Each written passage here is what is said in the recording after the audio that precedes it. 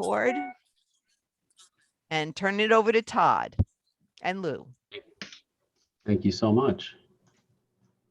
Okay. Welcome, everybody. It's been a few weeks since we've been together. Thanks again for all your work, Ira and Adrian and everybody else that had a role in putting this all together. I know there were different pieces and everything, and it was such a great experience. It was so great to hang out with you guys down there. I love it. I love the whole area.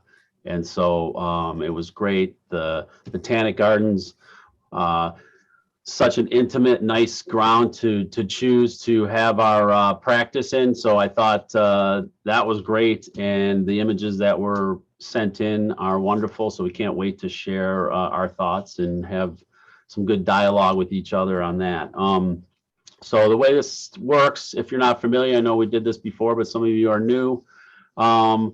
We'll go through. I have them just in alphabetical order, so that's just easy because I think we're used to that from being in school way back in the days that everything was alphabetical. So those of you that have the luxury of waiting to the end and having a name like Zeb there with the Z. I know there wasn't any images from that, but you'll be later in the round. So we'll just rotate through. We got 2 images for each person. We'd like to have dialogue with the artist, just talk a little bit back and forth so folks can get understanding of their perspective and how they approached creating their image. And then we give some good, honest and gentle feedback on maybe some suggestions on how maybe you can improve the image if there's areas of that to be improved. We're going to talk a little bit about the tips and how those relate to our images, the images that were presented, and maybe we can, learn a little bit more and get a little deeper into some of those tips and understanding those that we preached,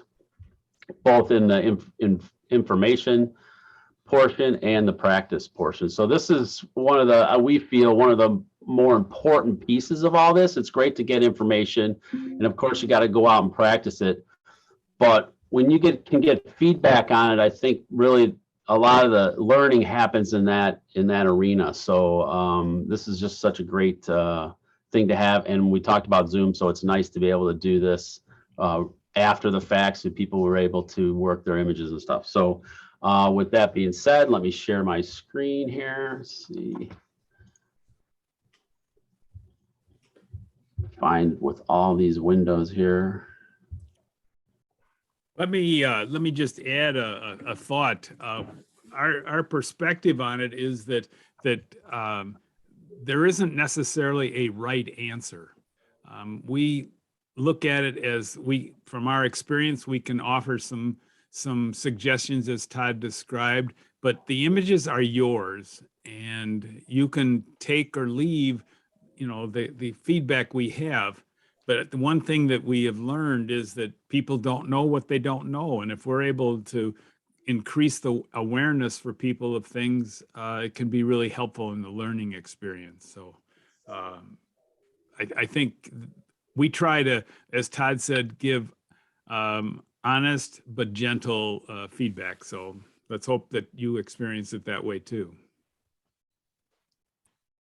All right. So let's get going. Guess who's first? And Adrian, I thought. Always first. Always first.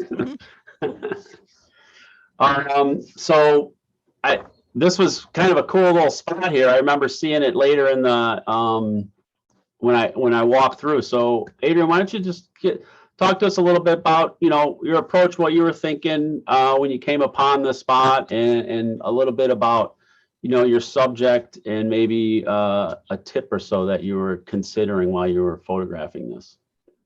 Oh, okay. What struck me first was the lines that were being made by the light, and how I was surprised how well the flowers outside were lit. And so I shot it and wanted to capture all of that. And it was a little dark in the beginning, and I made it just a little bit brighter in post, but not very much. I didn't want to lose the flowers, and I wanted to keep the dark shadows and the light stripes. I don't know, this was inside like a tunnel of, like an Yeah. arbor, I guess you Right. could call it. Yeah, it's such a cool little design, right? And where they had just this window and I believe it didn't have any glass on it, which it looks like No. it does. What really strikes me with this image is exactly what you talked about. The lines of the light that are coming through from over your shoulder or what through the arbor, how it gives me a play on like a pane of glass, like you would get like where if you saw an illustration of glass and they would show glass and they'd have those lines on it, like there's glass in here, and it gives me that kind of feel that there's, it represents with the window. And what I also like is the lines. You've got all kinds of lines in here where there are diagonal lines, and then you've got some more rigid vertical lines. And it gives you, as you look at the image, because you were talking about how it was dark, I know you lightened it up a little bit, but what I also like about that is you see the shutters and you see the foreground, but then your eye goes through to the window and brings yourself to the image, the flowers in the background where they're lit up, because your eye likes to go to those brighter things. So it's really cool how that represents you, kind of get you feeling, go through the window and look outside. Another thing I like is it kind of altered, instead of shooting it square on, maybe talk a little bit about your choice of shooting it a little bit on an angle like you did here, and what you're thinking with that. I did it on purpose, but it's just the way I liked the way it looked that way. And also the way the diagonals worked. If I had been straight on, I think they would have been too harsh. This is a more natural look to me when I approached it. There was also, I should say, I cropped it a little bit because there was more of the tree above the frame of the window, and I didn't want that in there. So I took that off purposely to focus the viewer into the flowers. Yeah, so a couple suggestions maybe. I'm wondering how, when I'm looking at this image, my eye gets drawn down to the bottom where they have the natural wood piece that kind of holds I would say the shutters together. It's kind of like the frame, because if you look at the complete place where you're at, there was some of that around. I'm just wondering if maybe, looking at it and by eliminating that a little bit, let's see if we can play a little bit here. And what's great about Zoom as well is you have all these annotate tools that you can play around. Oh, that's just the box. We don't want line, we want fill. There we go. But maybe just eliminating it like that. Do you guys see that there? Yeah. Just a little bit. Yep. I like what you had suggested on the top. It just seems that maybe it's just a little distracting. I don't know if you want my eye to go there. It doesn't rest there, but I do see it. So just, and maybe you could even take a little less off. Leave a little bit more, because I like this space here at the bottom of the window. It's nice, you can do it where it's framed right on it, but I just think it gives a nice sense of energy flow too with it as well. The one other thing I'm wondering about is just how bright, if you guys can see my X here, how bright. Yeah. And I think that I forget what that was. Is the woodpecker or something, right? Yeah. Back there. But that's something I think that you could, because what I like is the flowers here. But I'm drawn back to how bright and colorful that is. And I don't know if you want my eye to go there, then you created that. But I think that you want to stay within this picture here and maybe these flowers. Yeah, that's great. And then the other slight suggestion is I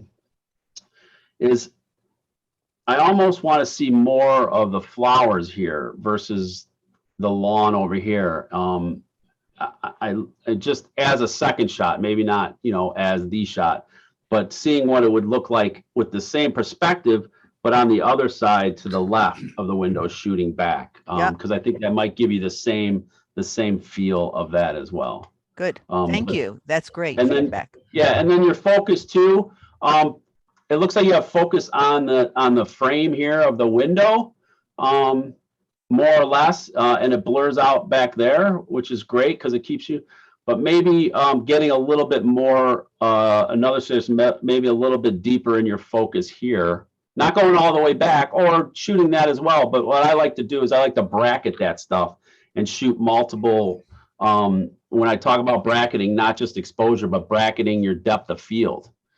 I think when you're there, I think it's helpful because when you get back on these larger screens, you can see a lot more than on the little LCD or in your viewfinder. So to be able to bracket, say, 2.8 to 16, whatever, f16, I mean, it can be anywhere in there. I don't do that full range all the time, depending on the subject, but I think that can be helpful to have that.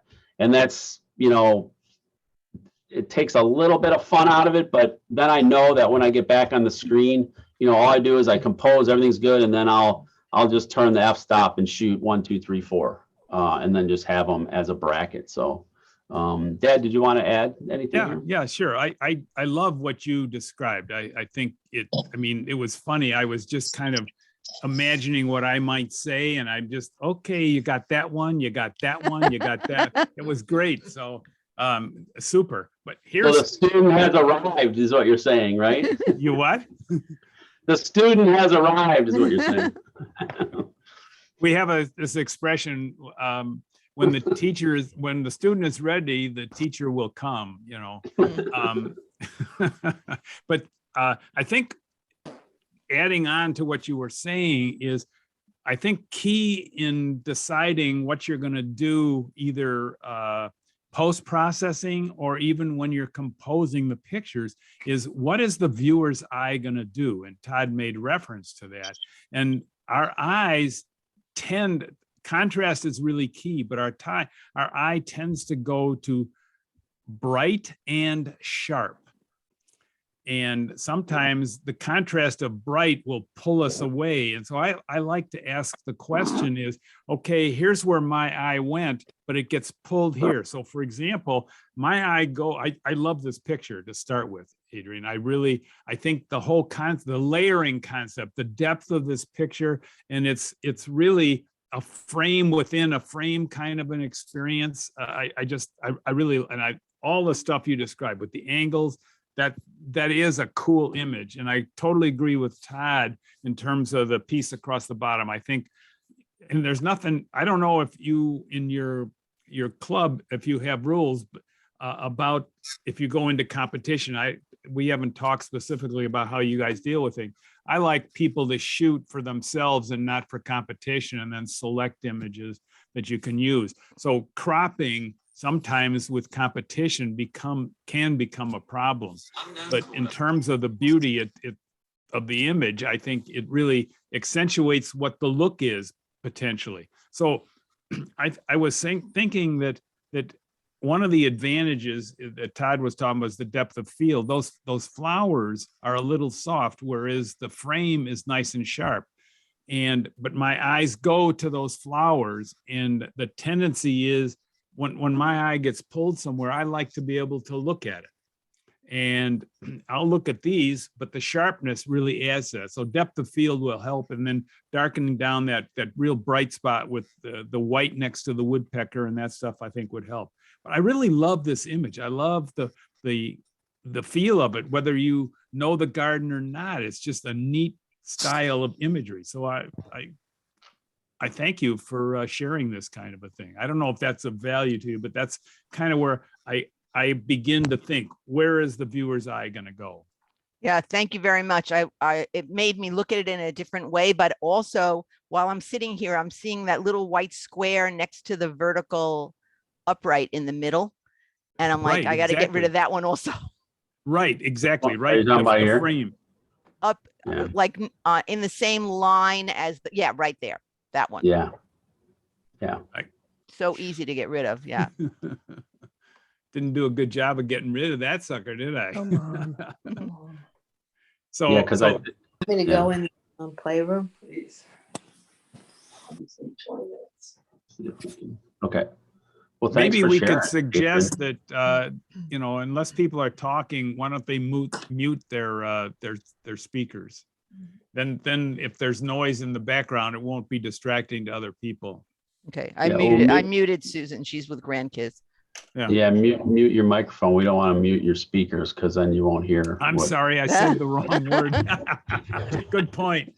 Yes, She then don't you wanna won't hear hear the us. great news.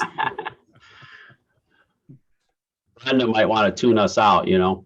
Yeah, right. We don't want to do that, do we? All right. So- I don't think Ann is with us, right? We'll still go through it. I Yeah, don't see she'll watch though. it on record. Something must have come Yeah, up. okay. Oh, Go ahead, Dad. We can start with this one. Yeah, what a cool image. You know, using the idea that I was referring to before is, you know, where does the viewer's eye go? Well, guess where this one goes? Bingo. It's just Right. pulled right into that bench that's there. And this is, I guess, definitely an ICM, you know, intentional camera movement, or a zooming blur, as some people like to say.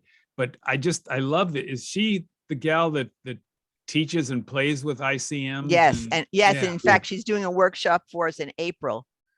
Yeah, because I gave her some ideas of some things she could add, and it was kind of fun. Yeah. This zooming occurs without the movement is, I think, the zooming rather than the actual camera moving usually. What you can do is you can create other ones by moving your camera as you're zooming. But what I love about this is it really creates an interest in drawing you right into that bench. And look at the shape that's created by the green grass around that. It's really a very nicely composed, you know, ICM. Maybe a little tweak that you might possibly take a little bit off the left or the right, one of the two, but I think the left, just to move the bench a little bit over to the left to give a sense of energy flow into the picture. I think that's one of the things, you know, sometimes centering stuff looks absolutely fantastic, and other times, you know, move them off center and try it.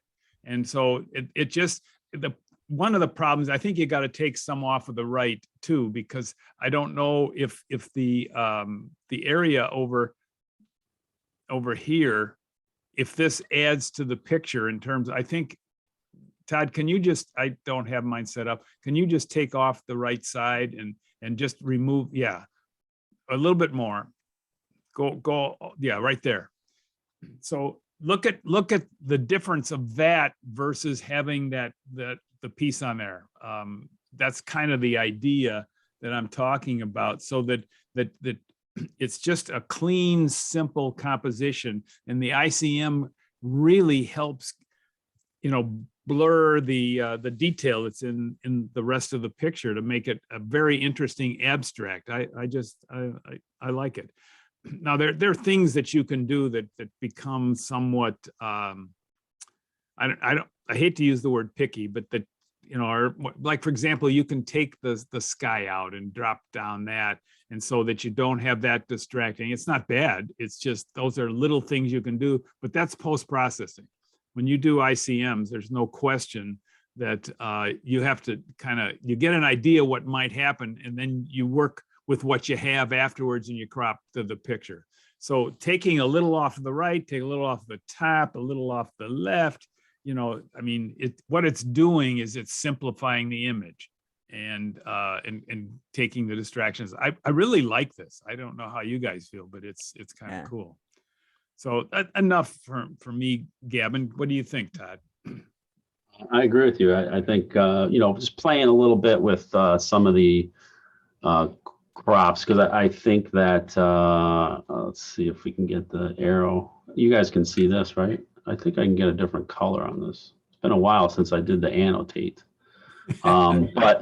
But this darker spot here, I think, is a little distracting. And same with, I agree with you here. But other than that, I mean, it's just fun to play with that. I don't know how many of you guys have played with that. A show of hands, has anybody played with the ICM and zooming in and moving the camera? Okay, Yeah. good. Yeah, it's a lot of fun. I mean, it takes a little bit of practice to get the technique down, and I'm glad she's going to be teaching you guys this coming up month. It's going to be a lot of fun because panning down, and you can come up with some really great abstracts and some great fine art with those. So I'll be interested to hear, and maybe I can, if you guys are up for it, share some of your imagery with us. We'd love to see it because Yeah, absolutely. I'm a big fan of the study group, and you guys are a lot of fun to be with. So thanks, Ann. It's awesome. Excellent. Thank you. I think she was, she had talked about that she was going to be doing a class and she wanted to play around a little bit in that garden while we were there. So it was fun Yeah. to work with her. Yeah.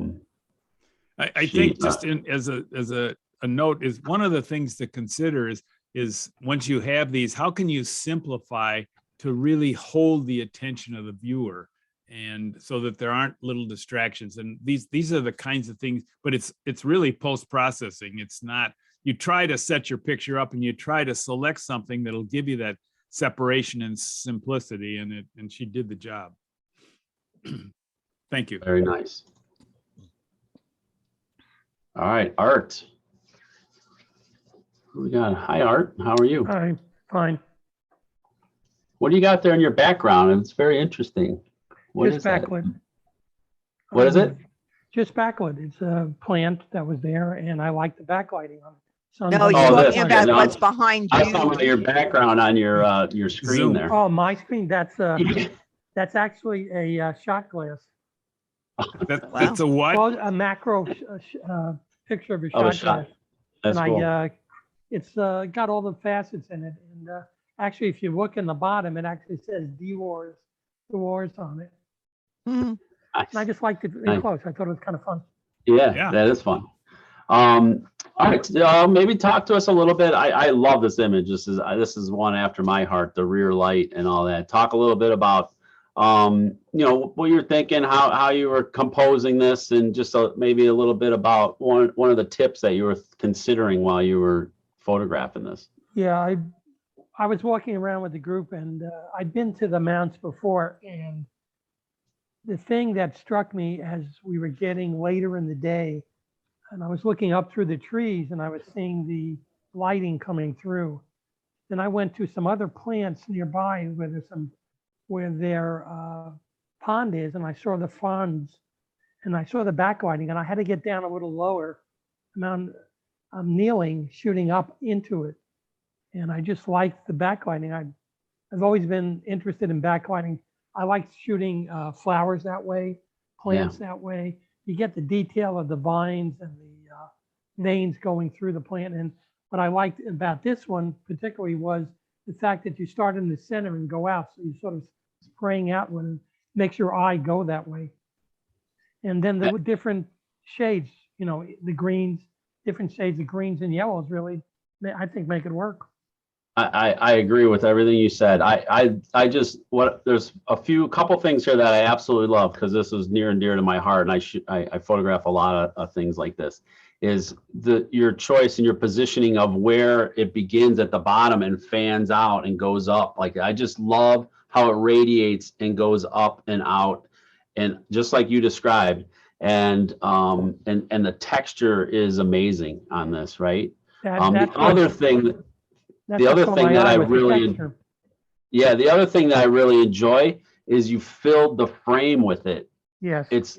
You don't have the edge, which is an image in itself, but you drew yourself in, you got close, you moved in closer, and you filled the frame with this, which is great. So we worked on distance, right?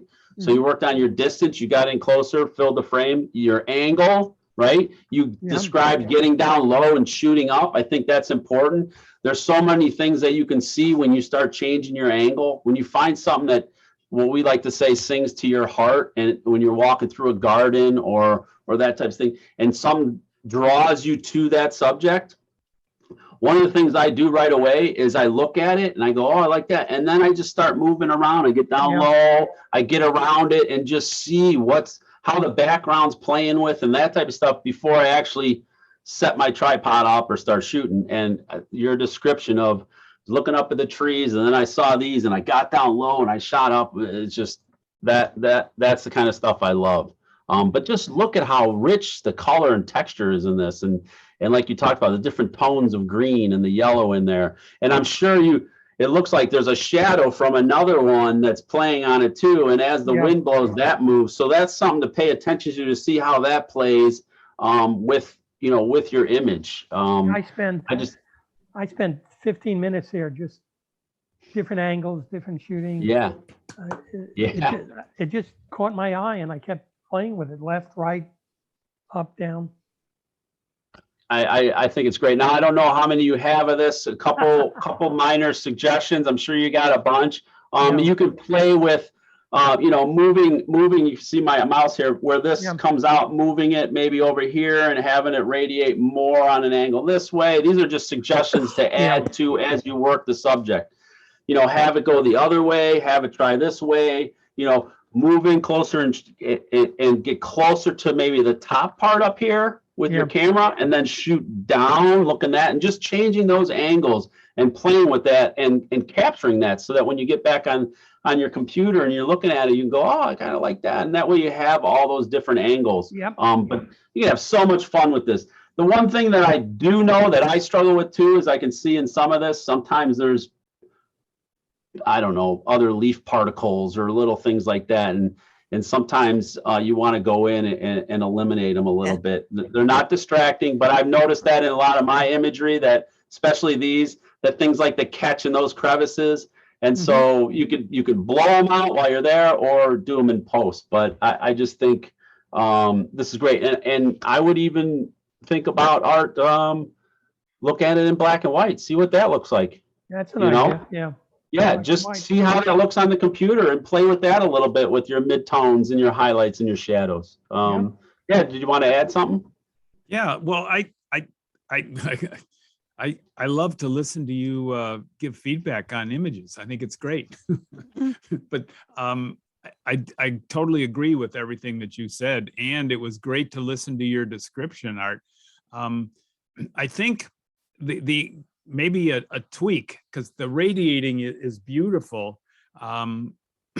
Just in the lower right-hand corner down here, sometimes the choice, you might crop it higher, but this is minor, but it's a little, look at how beautiful all these pieces are. And then there's this little black piece. So that might be something to position. You might have some flexibility in the way you've cropped it, but I think the whole concept of radiating out, just I think the word that I like to think of is symmetry for here. That symmetry really works for this kind of image. You can be asymmetrical by moving that center point down here. And can you see my red, or does it need to be heavier?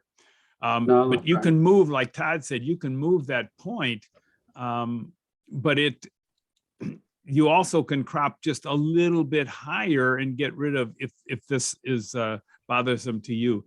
The other thing that happens is that there's some depth to this, and I think it can be very helpful to have your camera and the plane of your subject and the plane of your sensor be parallel.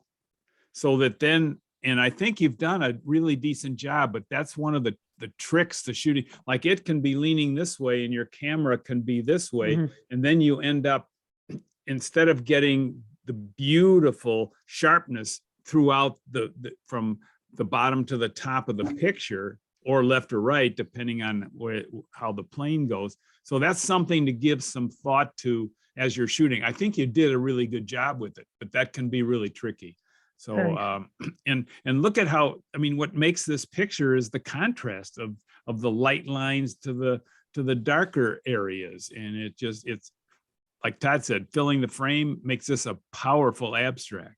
I mean, you don't care if it's a palm leaf. It's just so cool the way, narrow at the bottom, wider at the top. There's just great sense of energy flow in this picture.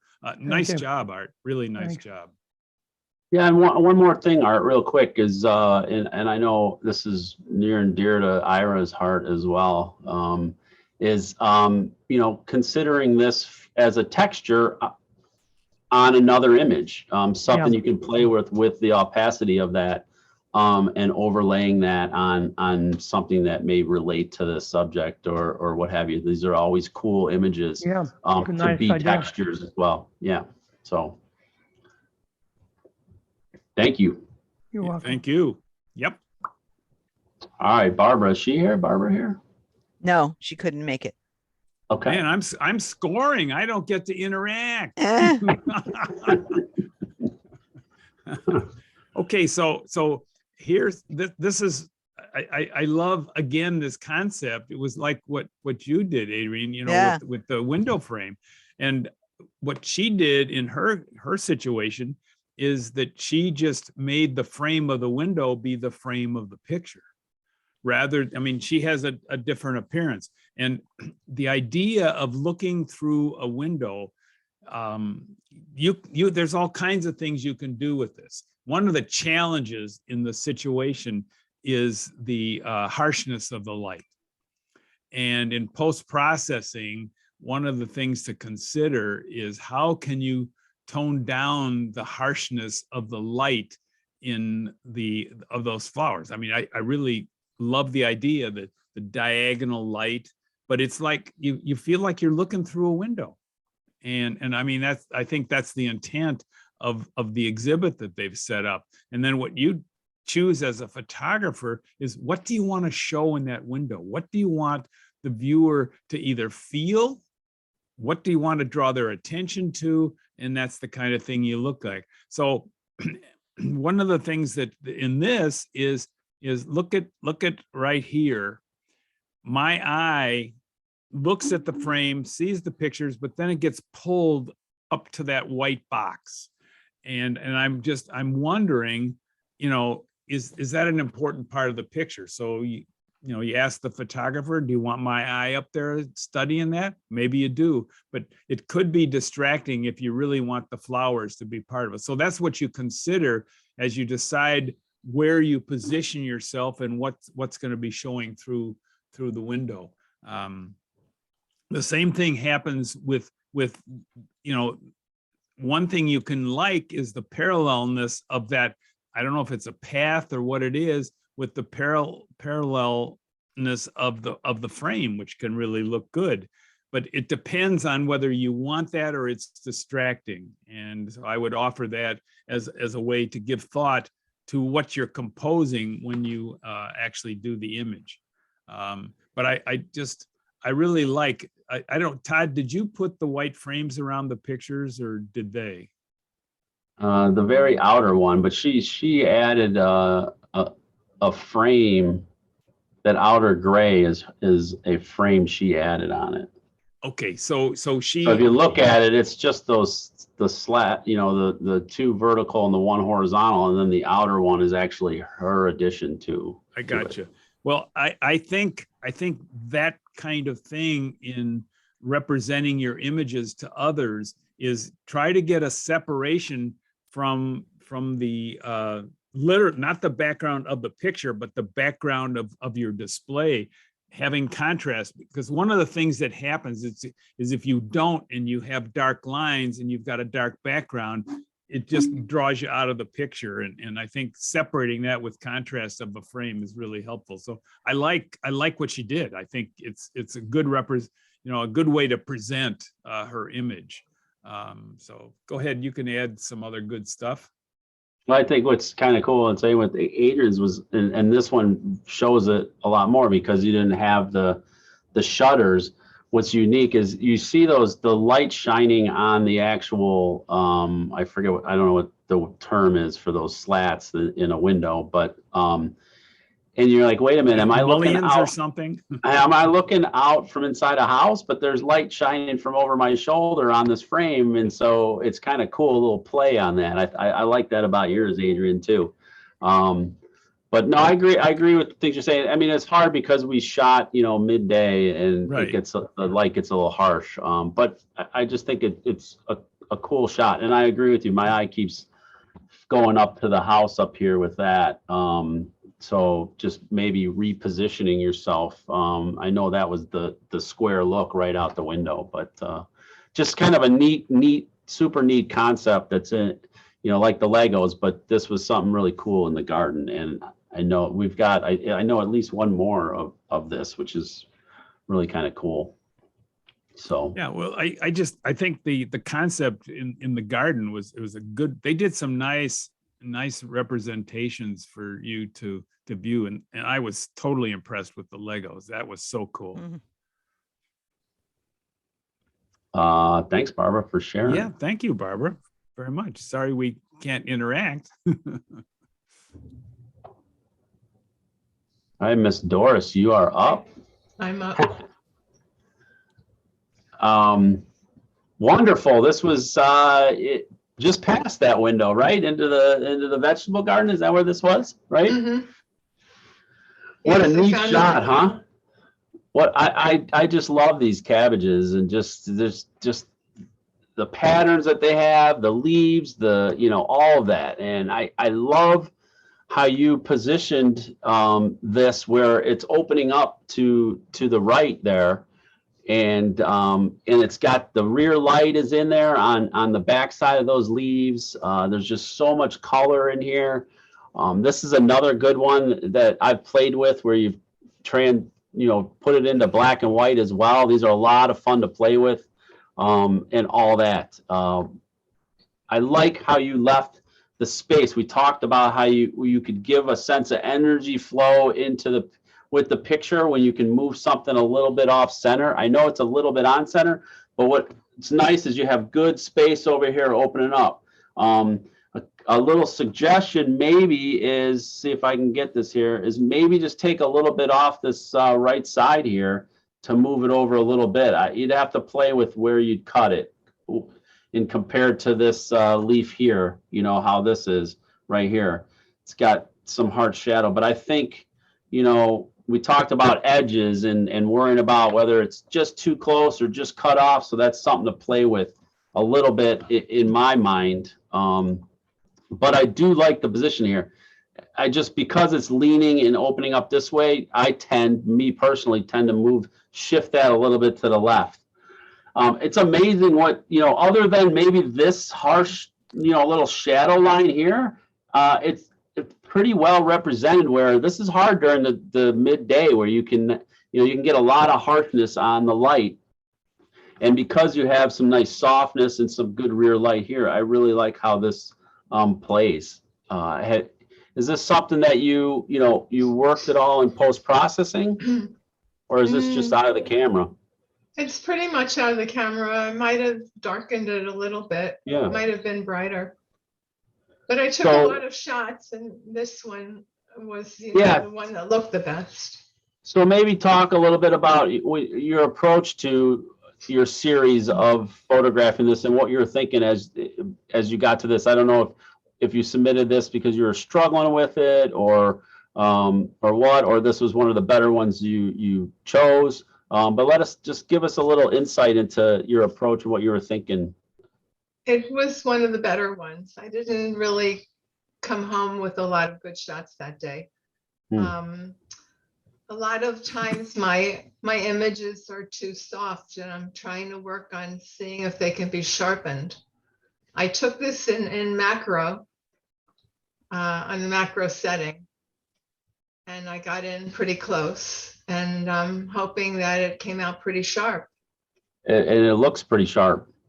It really does. I know we talked about, the different settings very briefly on your camera and trying to determine, what would be the best. And I think this is it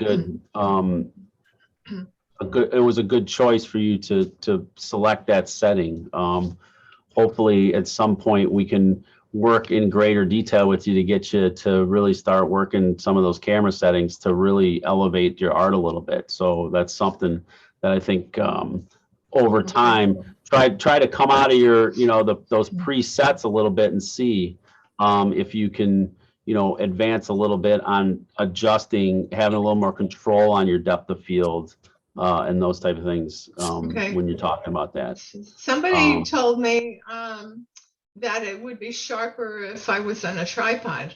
Do you think this is because of camera shake or when you're using macro?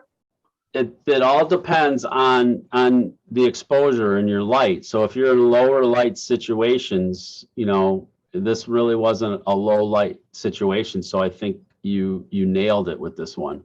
But when there are lower lights, like early morning or later afternoon, or when you're in, you know, deep in a forest or where there's a lot less light, any camera shake, if your shutter speed is not fast enough, it's gonna blur the image. So, and that's something that's difficult to control when you're in more of a program setting than when you're not.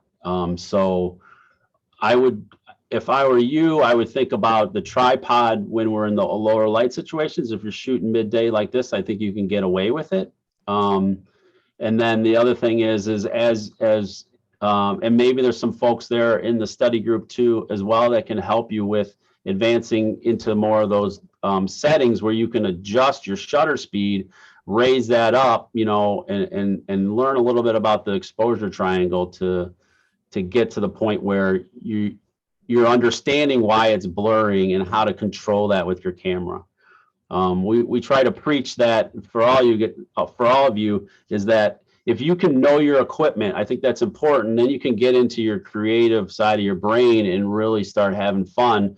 But if you're thinking about numbers and settings, then you're really not thinking about composition as much. And so I think the art falls off a little bit when you're in that mode. My dad might have some things to add to that as well.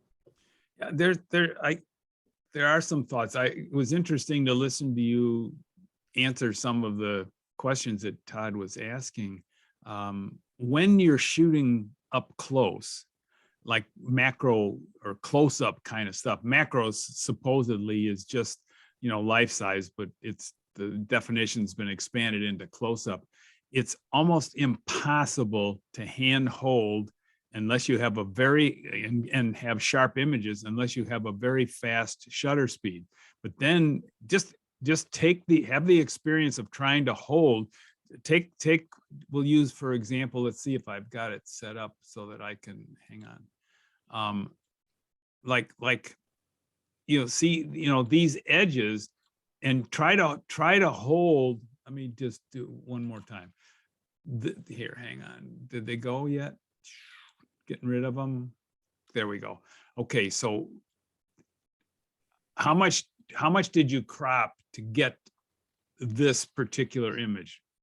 Not much.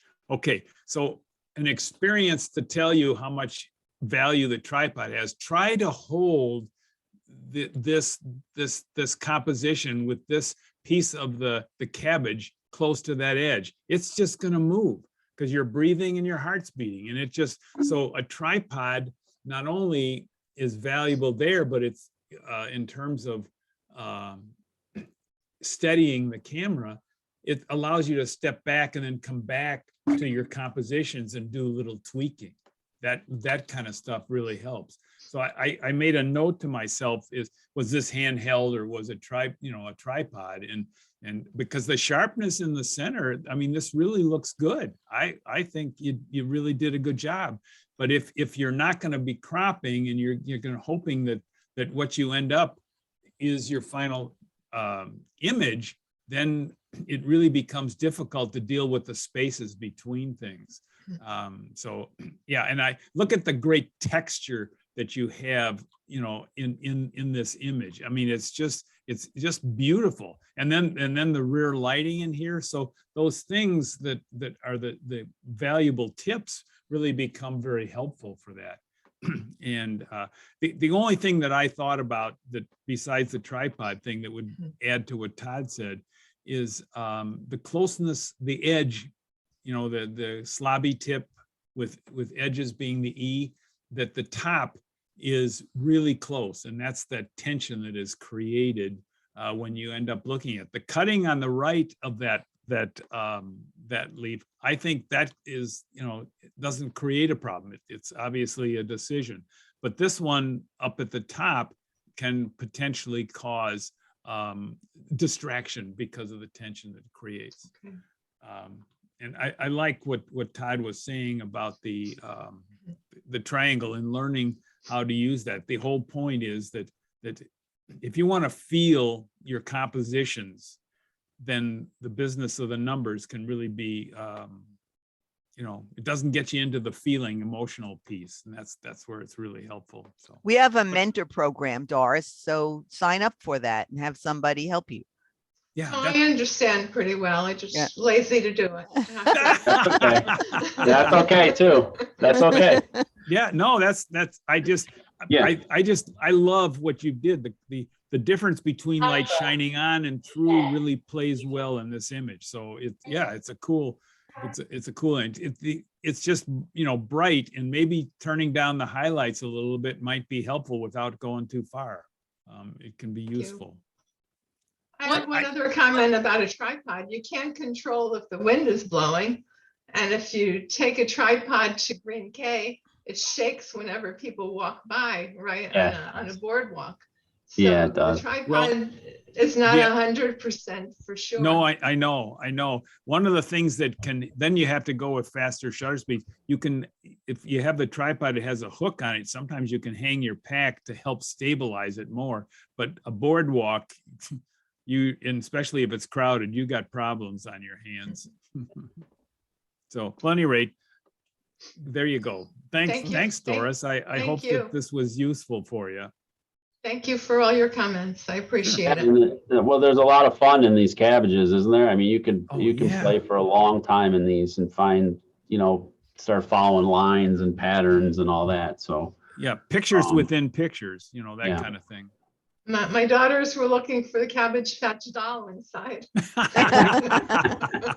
Why don't you sit one right in here somewhere? That's I great. still had them, I'd probably be a millionaire. Yeah, seriously. Thanks, You never know. Doris, very much. Yeah, you never know on those things. Thank you. All right, Eileen. I'm here. Yay. Well, hi, Eileen. How are you? I'm good. Yeah, why don't talk about you came across this, and what pulled you into this picture, and what was kind of your approach to end up with this composition? Well, the light was shining on the flower. The color combination of green and peach is a favorite combination of mine. I like that. And I have no idea what this flower is, so I was curious about that. But when I came home and tried finding a name for it, I had no luck. I couldn't figure out how to describe it well. Do you use apps on your phone? It might. One of the things that I know there are other ones, but I use like PlantNet, and you can take a picture and let it do its thing, and all of a sudden it comes up with you get solutions. It's absolutely amazing how so you can take a picture that you took some time ago and put it through PlantNet, it's called, and see what it comes up with, and you might find out what it is. I don't. Maybe somebody else in the club or the study group knows. Is that simply plant.net or PlantNet, one word? PlantNet is one word, isn't it, Todd? It's one word. I just Googled it. It came up like that. Yeah. Okay. It's absolutely unbelievably helpful. You know how that software where they do face recognition? Well, they're doing plant recognition. Wow. And you can do bark, you can do leaves, you can do flowers. Mushrooms, yeah, everything. It's really cool. Very, very. There are other ones too, but that's good. Okay, so how did you decide, the first tip on subject? What is the subject, and where do we know what the subject is, but how did you decide where to place it in this picture space? I was trying to nudge it more left to not be in the center. Okay. But at the same time, I didn't want to cut off the petal. I thought that would be disturbing on the left side to cut it off. So that's what gave me the way I've got it. Yeah. So let me add to some of that thinking for future consideration, okay? Mhm. What do you notice about the position of the upper blossom that I think is, I don't know what the plan is, but I have a feeling that it's a cluster and some are open and some are closed. It reminds me of something I've seen up here, but I don't know, honestly, don't know the name of it. You know, how any rate. Looks like a lily or something, doesn't it? Yeah, well, there's a plant that has like a cone. It's not really, it's shaped like a cone and it's got all these little buds and then they, you know, they can open up. It's just like when you look at the center of a sunflower, it's a composite and you've got all of these massive, and this is an example of what the real close up of the center of a sunflower when it's opened up will look like. So it might be related. It might be helianthus or something like that. But at any rate, okay, so here's some thought that I have. Is notice the left-hand side, that petal. Notice how close that petal is to it. You were talking about that, and notice the space of the upper. I've got it mine set for a crop, so I got to hang on just 1 second. Let me put the arrow. Notice right here versus right here. Can you see those two things? Yes. Yeah. So I think if you moved your camera a little bit to the left, and now this isn't a rule. My tendency when I compose these things, I kind of like those spaces being very close to similar. In other words, move it over a little bit so it feels right. When you squint and you look at this picture, does it feel balanced or does it feel a little bit heavy to one side? You know, and that's the kind of question you can ask yourself. You don't need to answer it right now, but that gives you a little sense. And then the other thing is does the top of the picture add to the picture? Well, what if you did something like that and brought it down and it pulls you right into the picture? I love that background. It's absolutely beautiful. You know, the what is it called? Bokeh or whatever. I struggle with the pronunciation of that, but that really, that soft background really causes the subject to pop. But these are a couple things that can be helpful to you. Did you hand hold or use on a tripod? I handhold. Okay. One of the things that happens, notice the how sharp or lack of sharp the trying to clear this thing. Come on, go by.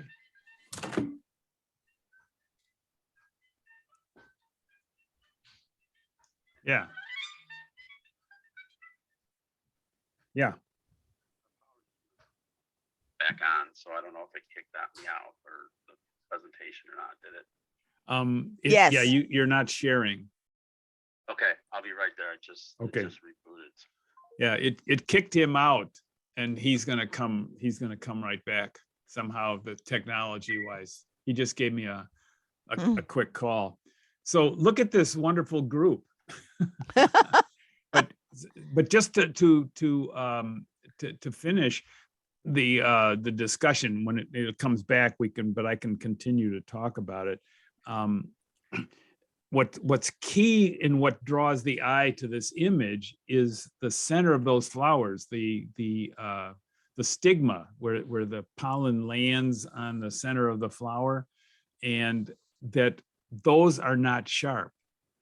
And so hand holding can cause that kind of a challenge. And so that's something to give thought to, especially when they're close. That's close-up stuff is really tough to hand hold because there's such a shallow depth of field that the movement of the camera and sharpness is critical in at least some part of the picture. So the challenge becomes the heaviness of a tripod and the inconvenience. So I don't remember if you and I worked together, but one of the suggestions that people that are frustrated with tripods that can use is take your camera off. Don't have it on the camera, on the tripod when you're trying to do the initial composition.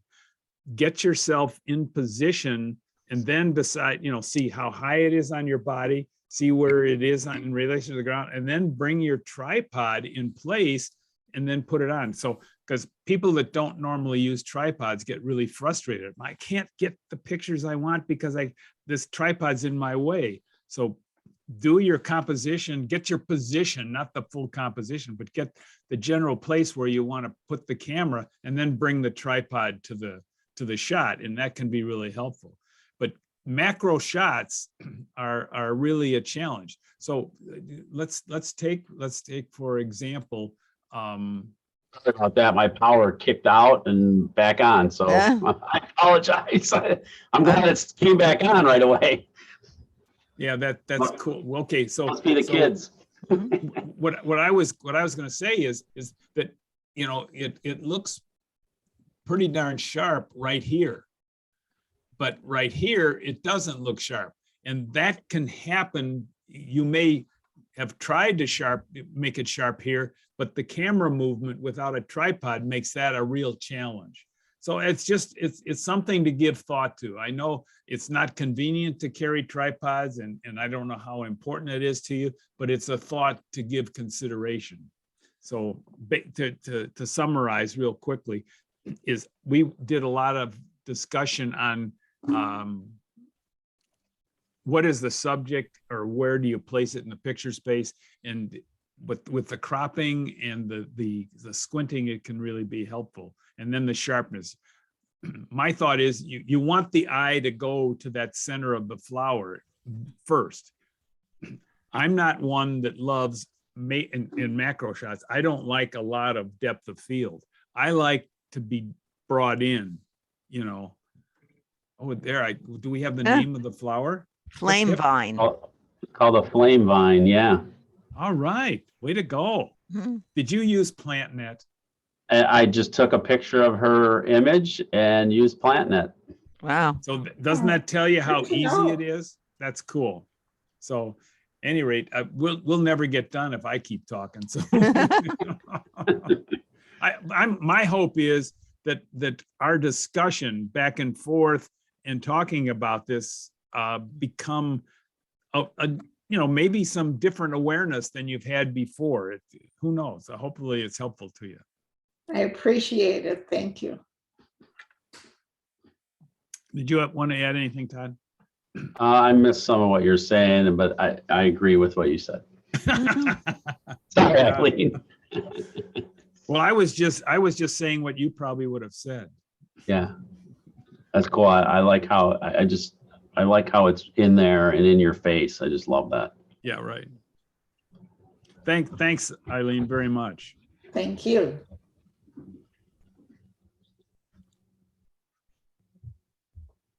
Here we go, Mr. Ira.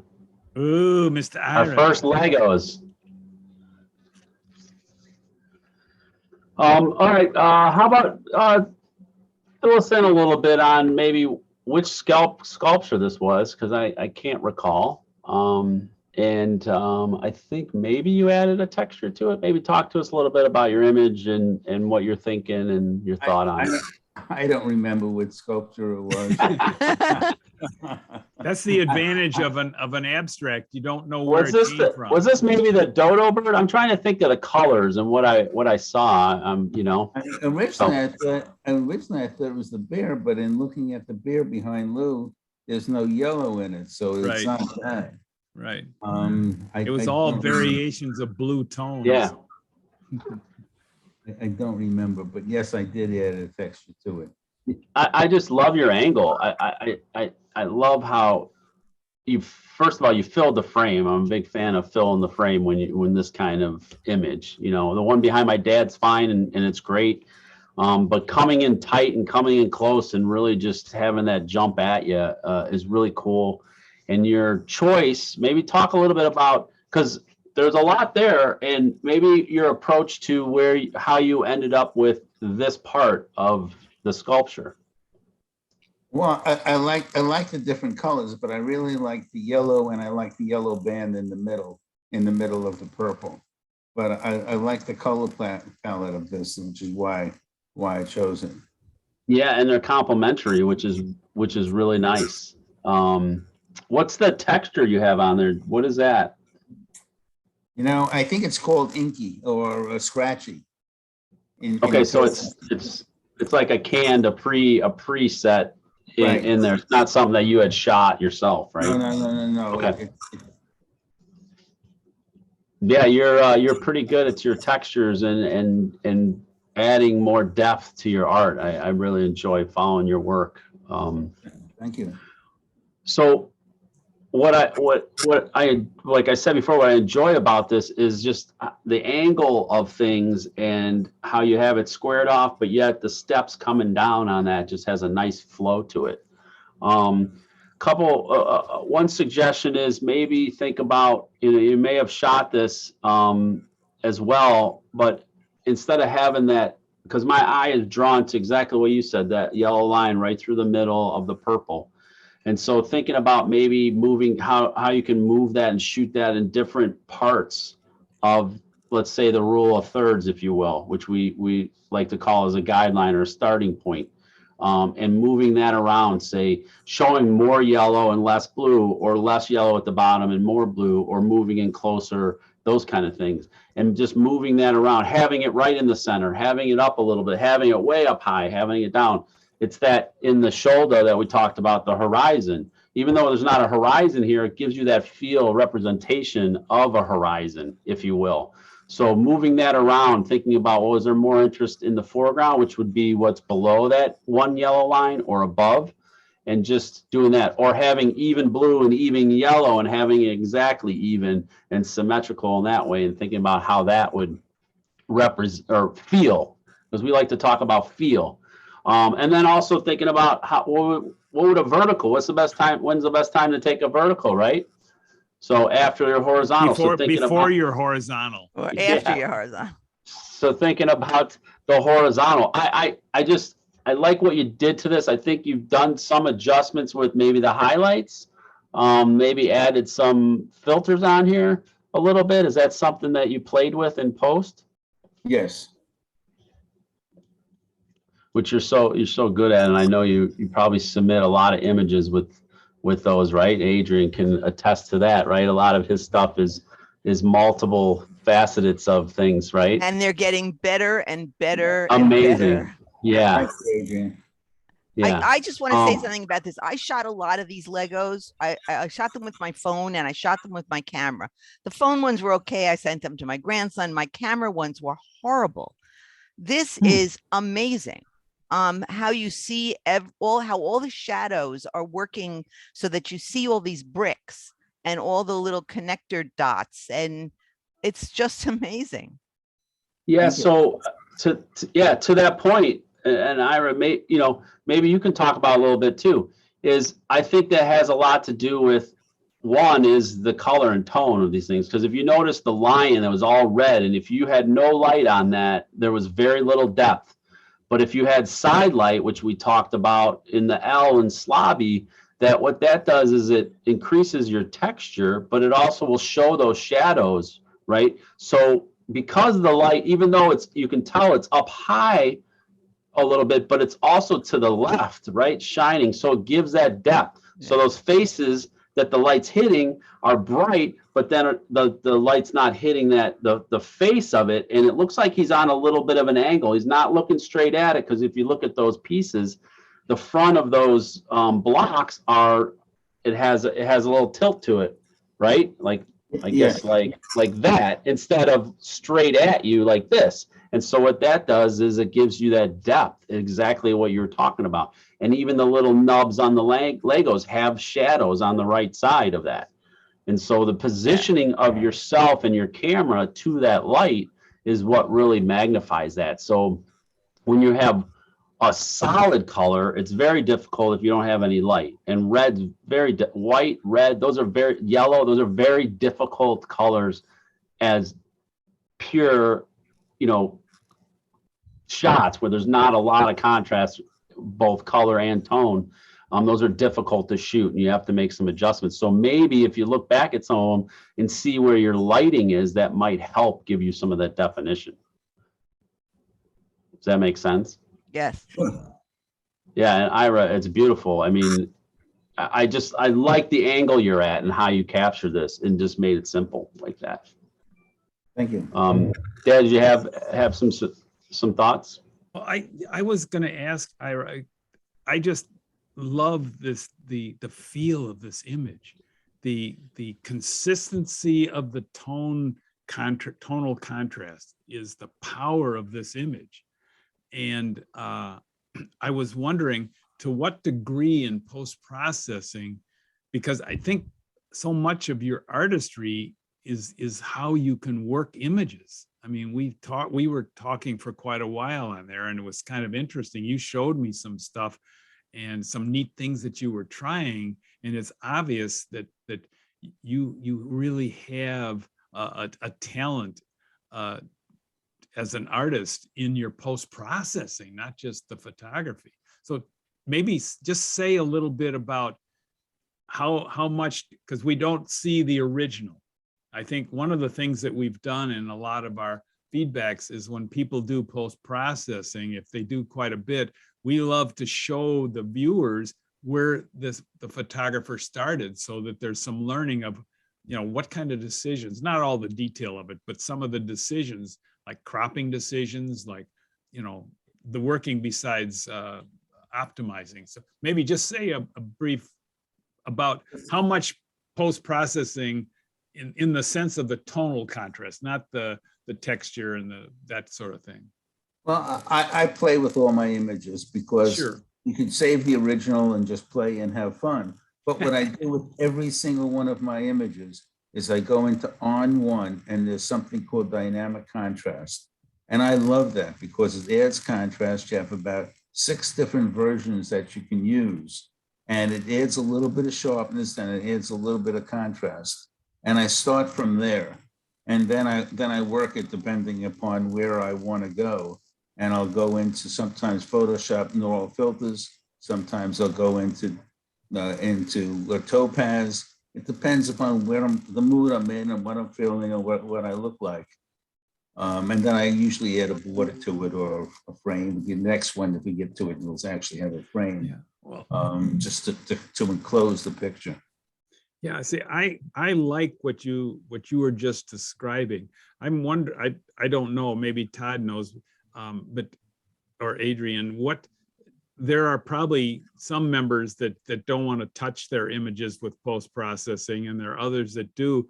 Do you have like subgroups that because there's such a powerful learning experience, not, you know, and the only way it really is effective is if people have their computers in front of them.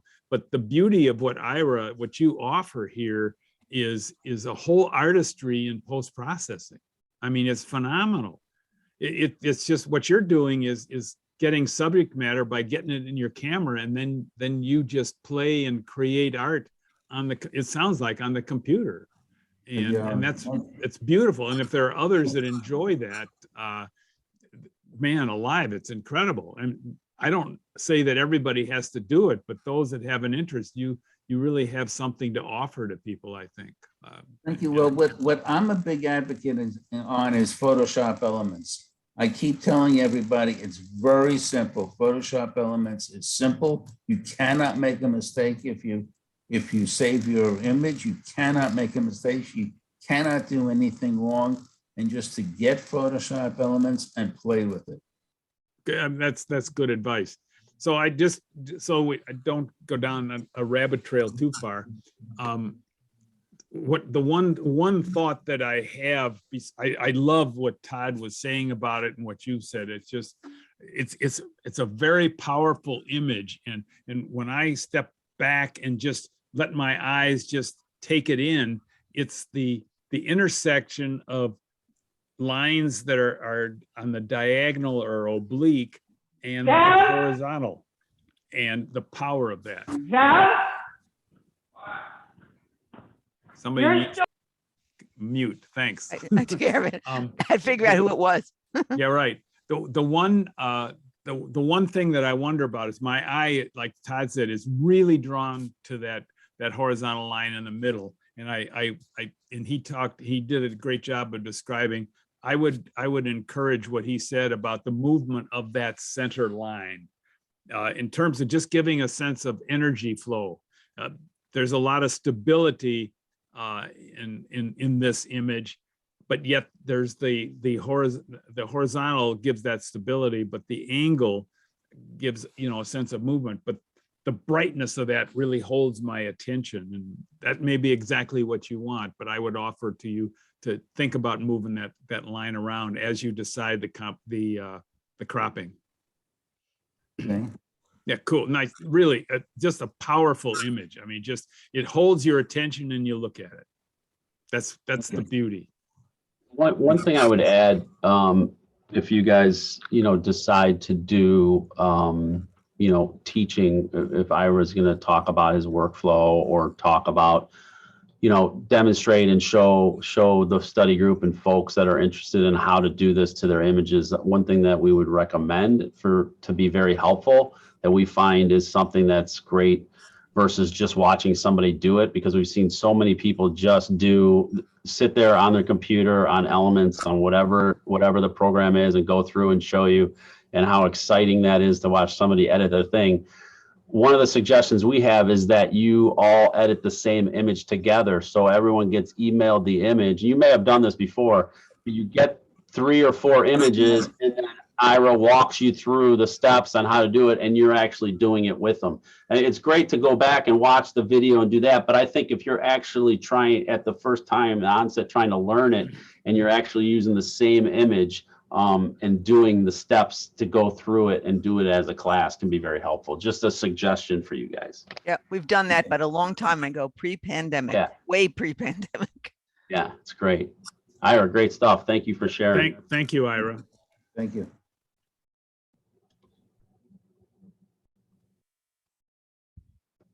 All right. So we have Lauren. Is Lauren here? Yeah, he calls himself Duck. Yeah. Oh, Duck. Hi, Duck. I like the way it flows from the upper left down over and opens up. Maybe talk a little bit about our slobby. The subject seems to be this thing in the center, but let's, what about the light? What about the background? What about the edges? Can you talk a little bit about those? Yeah, the subject is the animal in the upper left eating the grass. Gotcha. It's a narrative. Go ahead, but keep missed talking. you. I guess it missed you. No, it didn't miss me. I agreed with you. He lives in the tree. But talk about what how did you deal with the light that was there? Did you do anything about that? What did you do about thinking about background? What affected background? I didn't do anything with the light. I saw the curve in the upper left and the motion pulling it to the bottom. And I left the sticks in the back to give it a sense of place. And I thought the stick on the right was a frame. The stick on the bottom was a frame, and the stick on the left is a frame. And then I thought the lighting, which I waited for, which moved very subtly, highlighted the face of this little animal and gave me a little bit of distance, separation from the little white space behind it, which also had some shape to it. And I thought that I forget what I shot it at, but it was shot on a tripod. It looks sharp to me. And it was, I guess it was one of those unique things to go out and see something that I hadn't seen before and make a new friend. Yeah, they're really cool. Yeah. Yeah, I mean, it's extremely interesting, and where it catches you. I like your description. I like the way it comes out of the upper left and just cascades down, giving extra space below. I think that works beautifully. I think the space between, the pieces that hang, there's space between the edge and that. I think that works. It just sits in the space nicely. What I would offer as suggestions is that when I look at that, my eye gets pulled right here. Well, I need to change that to red. Sorry, I was doing that for a crop. Let me just go real quick. Here we And go. I'm trying to remember, but I think that might have been with a reflector also. Yeah. And that's where I wanted your eye to be. But I'm talking behind that.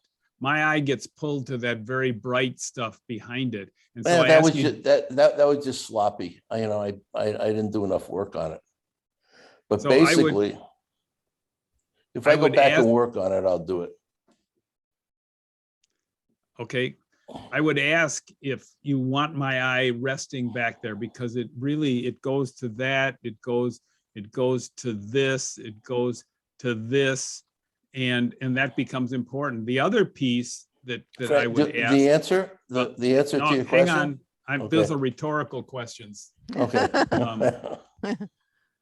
Yeah. So I would ask, do you want my eye spending a lot of time looking at this versus your subject? So these are things to give thought, and these are rhetorical questions right now. These are things to consider when you're composing, because I like the idea of the narrative. I like the possibility of it might be an animal rather than a plant. And the whole point becomes, how does it hold the attention of the viewer? And are there distractions that pull you away? It may give you a sense of place, but if it becomes too busy, then it's not serving its purpose. So I would offer to you, how can you separate, what can you do in the presentation of an image to have me pay attention to the subject, but still know its place, but not compete with the subject? And the challenge I have as I look at this, I love the cascading. I love, like I said, but I'm distracted with a whole bunch of stuff that you called framing. And I would suggest, that it's busy that way, and it needs help. And this is something that you can do. Okay, I'd suggest, as a portrait photographer, that lighting behind the face is acceptable and actually accents the individual and provides. If there's good contrast, but they're competing with them. Well, you think it is. I think that the white is out of focus, and I think that the face that's eating the grass is tack sharp, and that, I think, heightens the interest. But that's just the choice. I would agree that we disagree. That's why I don't win any of these competitions. Right, exactly. So maybe taking on some of the suggestions might be helpful to you. Oh, no, I was being sarcastic. I was too.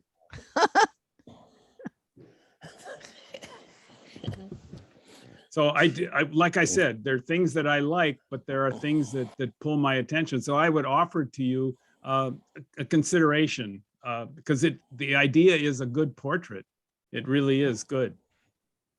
So, Todd, do you want to add some stuff to that? Yeah, I mean, just to piggyback on that, I think from what he was talking about, the way to possibly get some contrast with that is maybe move to the right a little bit, because it looks like it's a little darker back here. But then you just got to be careful, because like you said, in portraiture, if you don't have the contrast, then that stuff doesn't pop off the picture space. But I just love the flow of it and everything you described on it. I might consider, for me personally, is maybe taking a little bit off the bottom. Yeah, it's a little bit long. Yeah, just a hair. I like your thought on framing. I don't know, you have to play with how much it would be. This may be too much, right? And just have it a little bit somewhere in here, playing with it and seeing, what it'll do. It's such a neat plant. I was drawn to him. I think I was when you were, I came upon you when you were photographing this, Yeah, maybe at yep. the end of it or something, but though they're just, they grab your attention. Like you said, it's like, you know, the hair is hanging out of something that was eaten, and it's Right. just really cool. So thanks for sharing, Lauren. Yeah. Thank you. Thank you. Thank you for having me. Welcome. We have Maureen there. There she is. Yeah, I'm here. Hi. Oh, pretty. Hi, how you doing? Good. How are you? Good. Okay. Let's maybe have you just talk a little bit, because I'm familiar with this plant, and so I love how you filled the frame, and maybe we can give the people an understanding of when you were. I'm sorry, I was just distracted by Nancy. It looked like she was walking right to the back of her rainbow there underneath it. I don't know if anyone noticed that, but Yeah. she was walking out of the room and just slowly disappeared underneath the rainbow. It's kind of cool. Sorry, Maureen.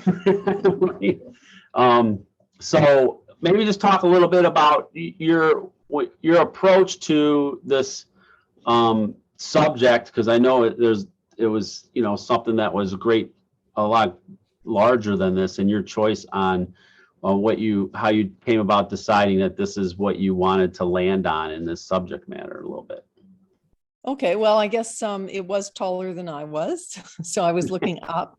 It was nicely backlit by the sun, and I thought it was kind of cool that actually you could see several layers of backlighting and several layers of light coming through the leaves. I wanted one to be sharp, and then I wanted to have sort of depth by losing focus as you went further back.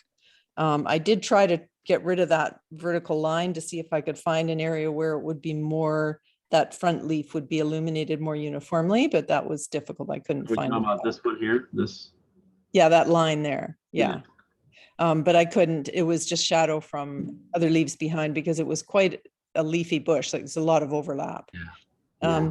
That's about it, really. I don't think I did much in post-processing except crop it a little bit. That's it.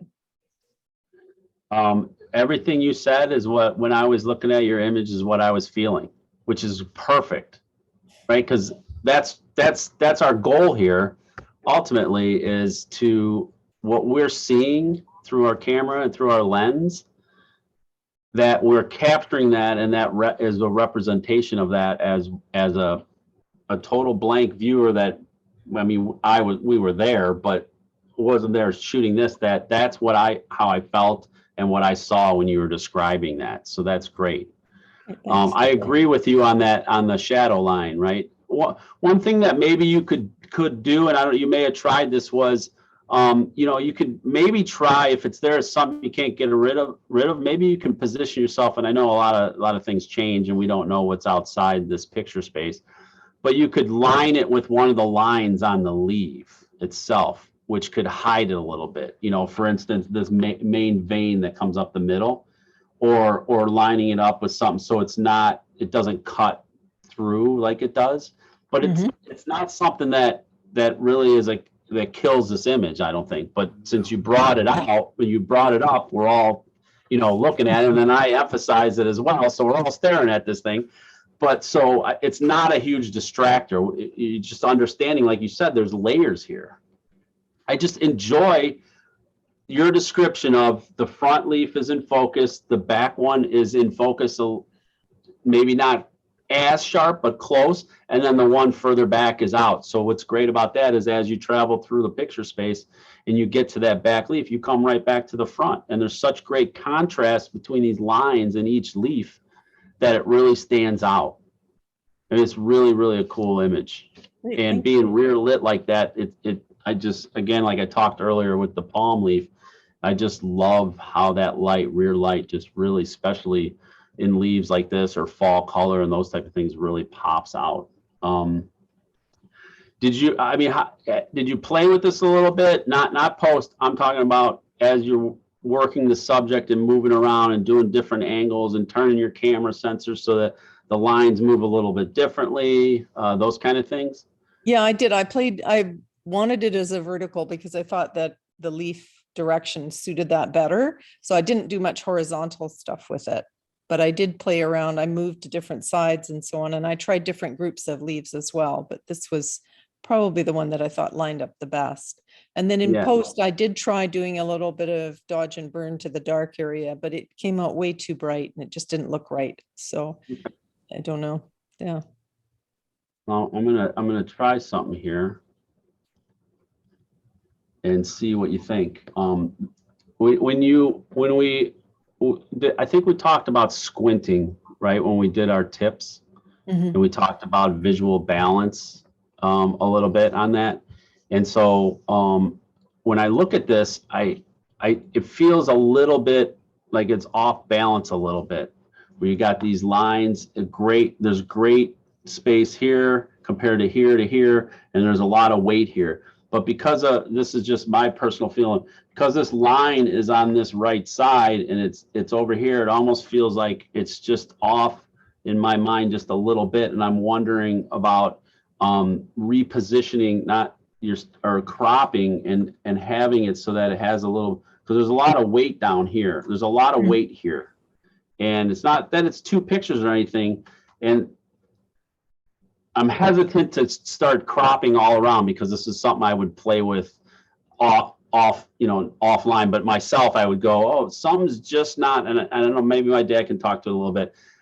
I love the image, but I feel like it's a little bit, the balance of it is bothering me a little bit. So as a photographer, if this was my image, I would be playing with a little bit of maybe taking a little bit of weight off the bottom, or maybe playing with a little bit off the side, just something like that. Maybe my dad, he's a little more experienced than I am at this, and maybe if he understands what I'm driving at, can articulate it a little bit better. Well, here's that there. As I put him in a bad spot, right? No. I had some additional and a little variation thoughts. But here's what, in terms of the balance issue, I'm sensing, rather than necessarily heavy on one side and light on another, it's almost because of that shadow, there's a sense of it's split in half rather than having a sense of more dynamic. That's I love this image though, and I want to be very careful in you can start playing with all kinds of ideas, and I don't want to take away from what the photographer intended. And I really like what you've done, Maureen. It's really, it's cool.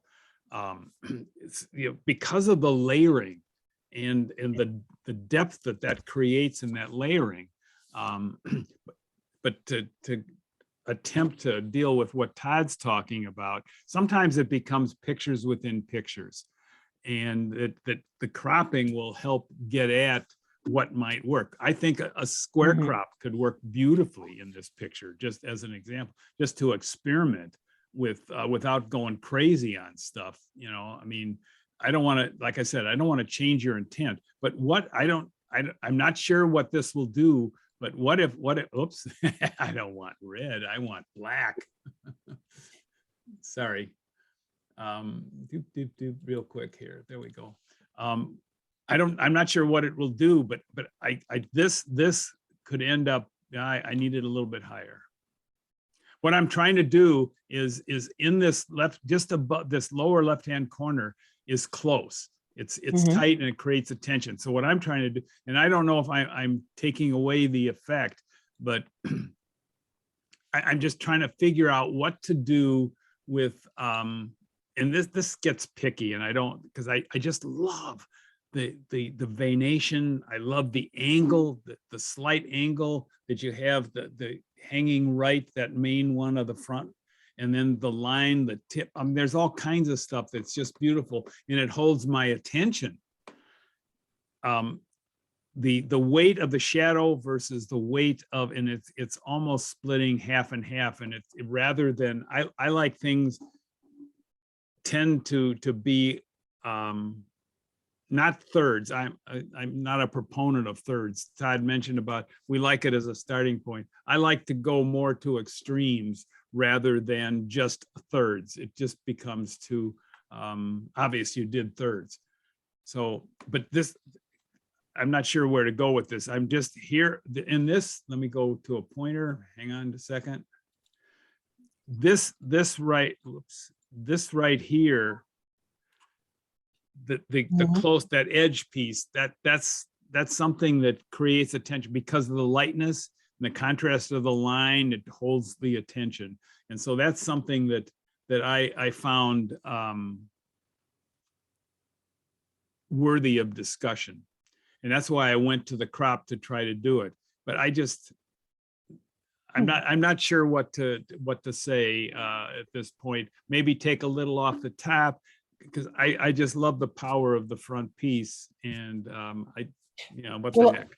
I was wondering if perhaps I should have, in retrospect, increased my depth of field and had everything sharp. What do you think of that? Personally, I would, for my taste, no. Okay. I love what you've done. I really love what you've done. And it just gives you depth because of like that. That's a cool, and then maybe take some off the bottom. Yeah. Yeah, and then the shadow isn't quite so dominant. Whoops. I don't know. It's something that you just have. I don't want to butcher it up, like I said in the beginning. Right. I totally agree. The other thing I like is this great line where it connects with this vein is really cool. Yeah. I mean, it's and to the point, Maureen, you're talking about. Yeah, you would not get that front leaf would not pop like it is if you have everything in focus. It would, the contrast would be okay, but what's great is the blur contrast. So the sharpness contrast in here is as powerful as the light and dark, right? As the tonal contrast. So I think that's absolutely critical in this. And it goes back to earlier in our conversation in a previous picture. I don't know if you did it, but that's that bracketing. Shoot it at 2.8, 4, 5, 6, 8, 11, and then try 22 and just see and feel that when you're on the big screen, because then you'll know, if you do that for a while, honestly, for all of you, if you religiously, consciously do that for a little bit, you're going to get a good understanding of your limitations and what you feel and what you like, and it might steer your style a little bit on what you feel that's the better when you do a little bit of bracketing and then say, you know what, okay, now when you're out there, you don't have to bracket, I'm going right to F8 or somewhere in there, that because I want that distance back there is nice because it falls off. And I think this is such a powerful and beautiful image. And like I had said before, there's just a little something that's a little uncomfortable, if you will, about. Yeah. Does that make sense to you? It does. Yeah. Just to kind of to summarize some of that, I think the power of this image tends to be two things: the incredible depth that is created by the layering and the variation in amount of focus, the depth that creates, and the power of the lines that are in this image, the intersections, the angles. Those two things, to me, the line around the edge, it's a beautiful image. And again, we've referred to filling the frame, and that's again real value in this. A nice job. I hope we didn't, in our discussion, it gives you a way to think about how to play with what you're going to shoot and what you decide when you're on your computer. That's the idea. Yeah. Oh, yeah. That's given me some ideas. I like the idea of doing the shooting at different f-stops too. I think that's a good idea. Yes. Yeah. What's interesting is people don't tend to think of bracketing depth of field, but that really gives you a sense of what your lenses will provide for you and variations that you can choose from on your computer. Yeah. Yeah. That's a good idea. I'll do that. And you may have some that you shot that you can take some of that feedback and look at them and say, maybe there's something that feels a little bit better than when we were, describing something. I think it's a great image. So I want to be careful. We like to say gentle but honest, but those are one of those things where, and it's personal taste too. It's only our opinions. Yeah, well, I too felt there was something not quite right about it, but I just Yeah. wasn't sure what it was. That's partly why I put it in. I think maybe it does play with that shadow because it's right in the center there. Maybe Yeah. that's something that, you know, and you got that line going off of the side. So, Yeah. but great capture, just fill in the frame and your depth of field and all that is beautiful. Great, thanks. Yeah, thank you. Well, you know, it gets exciting to talk back and forth, and I know we take time on an image. Hopefully it's valuable to people that are listening, not just to the photographer.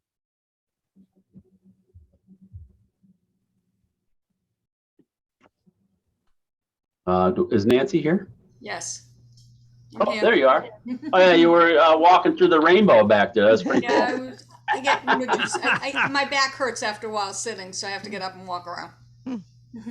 That's This is my- interesting. this Mine's is just my the third opposite. Zoom, Mine so. hurts from standing. That too. Hi, Mr. Lou. Ah, good. Okay. So talk about the experience to try to capture one of these little guys that moves so fast. I'm still not convinced he was real. My husband said it was. I'm not sure if it was or wasn't. Oh, good point. Yeah, because here he is on the Lego, but you're in nature. He certainly looks real, doesn't he? Yes.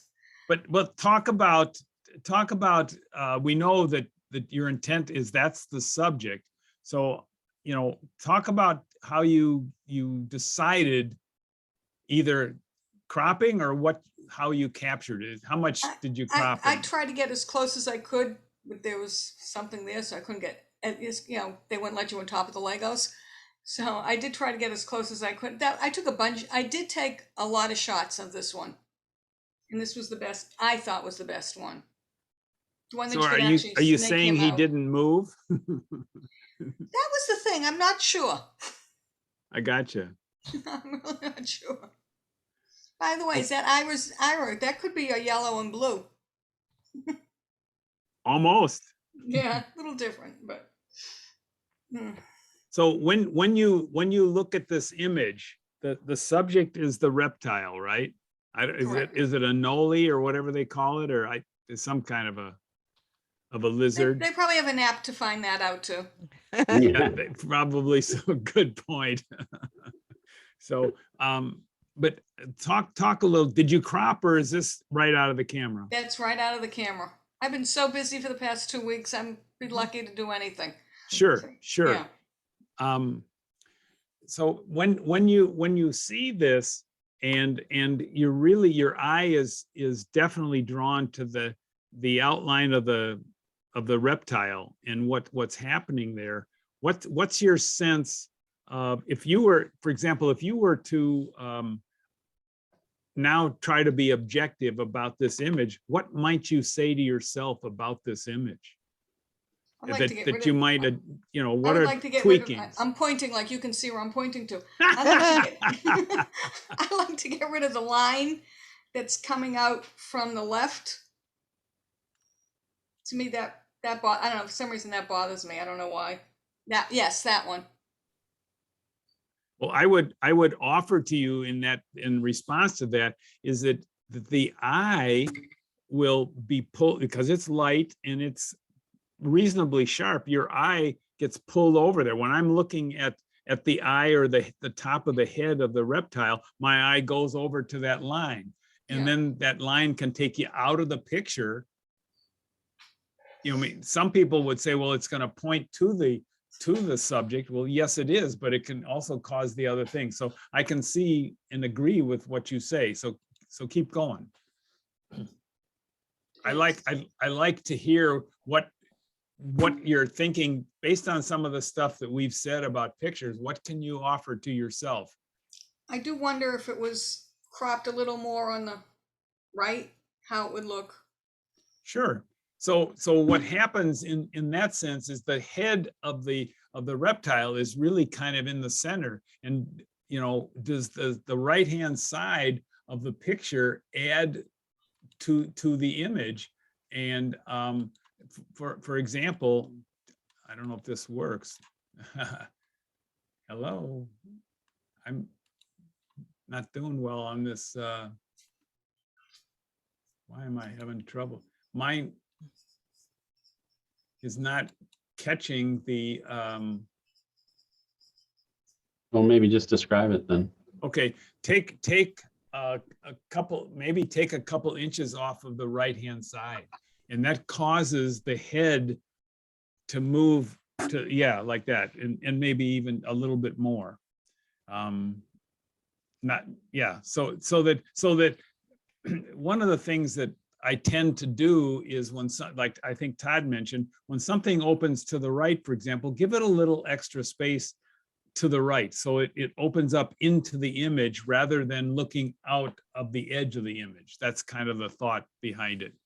And I think that can work really nicely with that. So I would ask, does that, the far right that Todd cropped off, does that needed or added to the picture? And then you decide if it doesn't, then, you know, and of course this creates the aspect, a change in the aspect ratio, but yet, you know, it really, I think it adds to helping the image. And then, you know, good old, do you ever do post-processing in Photoshop? Teeny bit. Yeah, there's, just make a note for yourself. Content aware is phenomenal. And if you find out how to do it, you can take that line out that you don't like. And it'll blow you away when you see what the results are, because in the past you had to do all, you know, cloning and all kinds of stuff. But content aware is a phenomenal tool that Photoshop, the Adobe has developed, and you can remove that. So what I would add to you, I'd like the subject, maybe the placement of it, the Lego, the sense of place with the Lego and it's sitting on there. I think it's really, it's beautiful. When I'm looking at the head, what happens is that background, how light the background is. And maybe potentially if this thing's not moving, then maybe if you came over to the right and back to the left and used some of this, and again, hopefully I can make this thing happen. Yeah, here we go. This background pulls the eye away from the subject in like this area. So those kinds of things, I ask the question, do you want my eye back there, or do you, maybe you can, in post-processing or repositioning your camera, have the other, you know what, I just had a thought. The other thing you can do is if you want to go with more of a silhouette of the subject, but it's really tough in a bright light, you could have that light background against the dark. But I think you're probably wanting the face and not having that background be distractive. So then that's why you would work with it the other way. So again, post-processing can help in this situation to lighten up the face a little bit so you can see the eye, because that's one of the things that you really like. I think it's really cool when you have a Lego exhibit and you've got one of these animals on it, whether it's artificial or live, it really adds to a cool shot. So any rate, maybe Todd, you can play with it a little bit more and give some thought. Maybe the only thing I would add is maybe think about maybe a little bit off the top a little bit. Yeah, sure. So outside of that, I agree with a lot of that. So cool. I mean, it's nice that this little one hung around for a while, Nancy, for you to photograph and play with it. So Better than my granddaughter. Yeah, right. Yeah, right. And loves it. These guys can be elusive too, though. You know, when you're walking on the path, so you're always hearing them skirmish off in the leaves and stuff. So, but Nancy, a suggestion when you're shooting something that has a face on it. Humans have a tendency to want to have sharp eyes, and sometimes, you know, looking for a little specular highlight in those eyes really helps give a sense of that without going crazy. So being aware of that in creating that image can really add to the holding the attention of the subject and the detail. Now, if you're trying to show something on the body, like the texture on the back, then, you know, then the sharpness needs to go there. So where do you want the eye to go is absolutely critical. Thank you. Thank you, you, Nancy. guys. Yeah, it's Both of you. fun. Thank both of you. Thank you for your patience with me Yeah. that day. I appreciate it. Yeah, No worries. We enjoy doing that. So thanks for being with us. yeah, it was fun. Susan. I think, is she here? I don't think she's here, is she? Yes, she is. Susan, unmute there she- yourself. There she is. There you go. I'm doing this on my phone because I know you've got craziness with the airport and all that, so thanks for getting the images in. And airport, we drove all the way from Delray Beach to Arlington, Virginia. Oh my Oh. lordy. Yeah. We arrived at 20 minutes to 3. nice, nice. Congratulations, you made it. Yeah. Um, Okay, so do you want me yeah, to talk to us. Yeah, please. All right. All right. Well, if you remember when we first came into Mounts, you had us stand around a tree, the most amazing tree that I've ever seen, with points on it and green lines and nodules and Don't back into it. everything. So I took a lot of shots. I took the 2 branches, well, 2 trunks coming up and the light between them. I took, bigger portions of the tree. But the reason that I picked this one is because your eye goes from lower left to upper right. It's almost like arrows pointing upward. And I definitely like the color, the color, the amount of green versus the brown, colors of nature. So that's about it. I agree with you. Did you use did you use flash on this or No, I nothing, didn't. just shot it the way it is? So I think Yeah. it's interesting to notice the background up in the upper right is completely black. It's almost like it gives that effect like it was shot with flash, and with that shadow up there. Right. But And you can also accomplish that in other ways. It was completely black except for a little piece, but I went into elements and got rid of the little piece. So I made it completely black. So I was as well as you. I mean, before we ended up going there a little bit before you guys were, and we figured that would be a great tree to start, to give just a quick introduction and all that before we started out.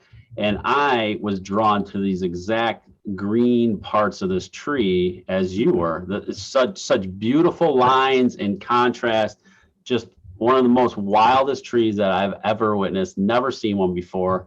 So it was just amazing and I think you captured the essence of what we were drawn to in this intimate image of the tree. This was kind of the roots on the bottom a little bit. Am I thinking of the right spot on this one, Susan? I think so.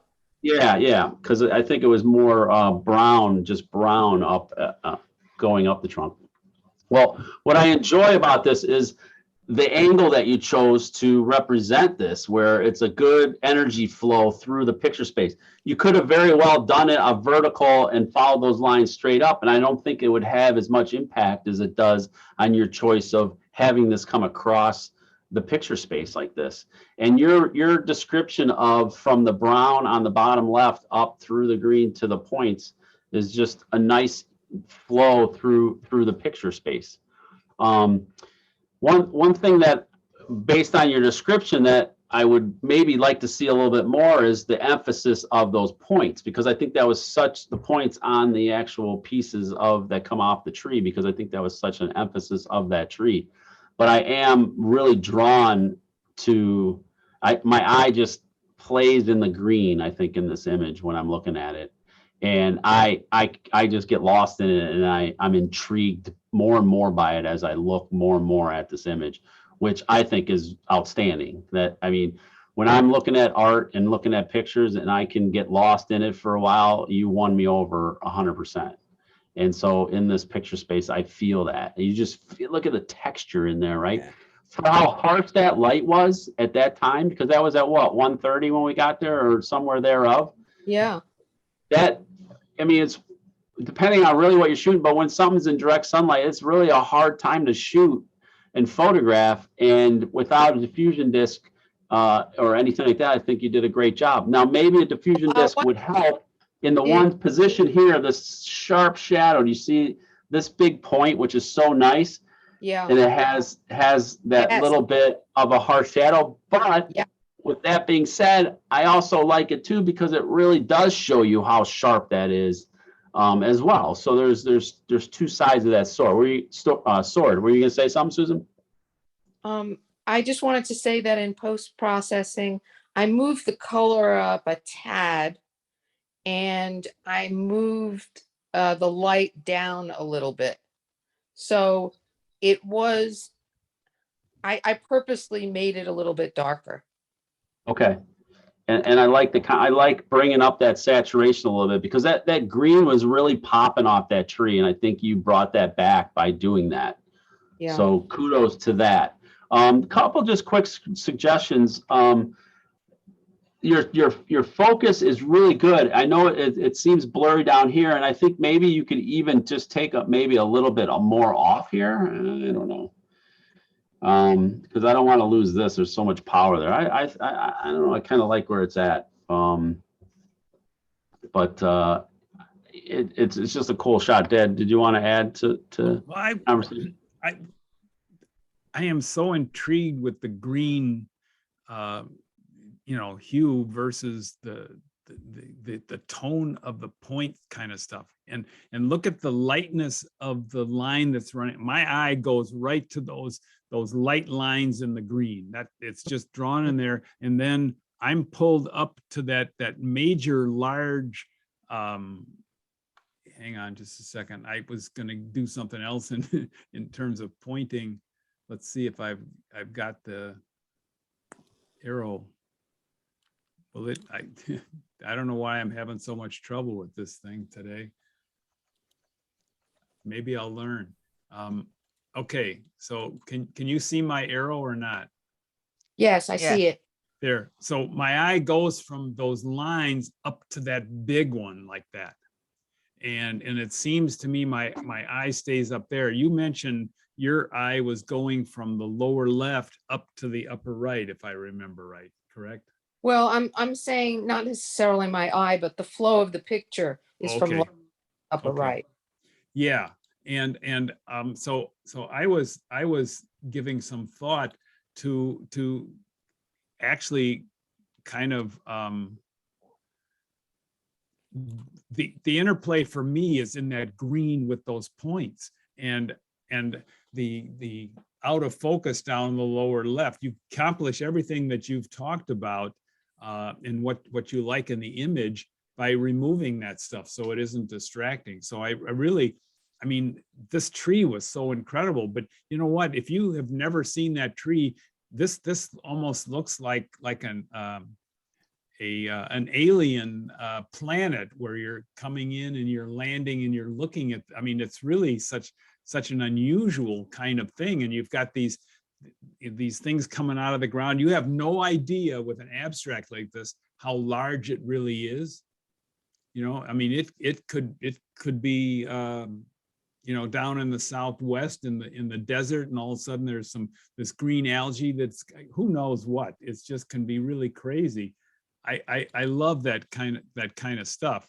But I think the lower left is pulling you away rather than the interplay of the stuff that's interesting in the green. And so I like it. Todd mentioned that it looked like it was flash. I was just curious, do you have a pop-up flash on your camera? I do have a pop-up flash, but I also have an add-on flash. Okay, I was just wondering, what shooting mode do you shoot in when you shoot this?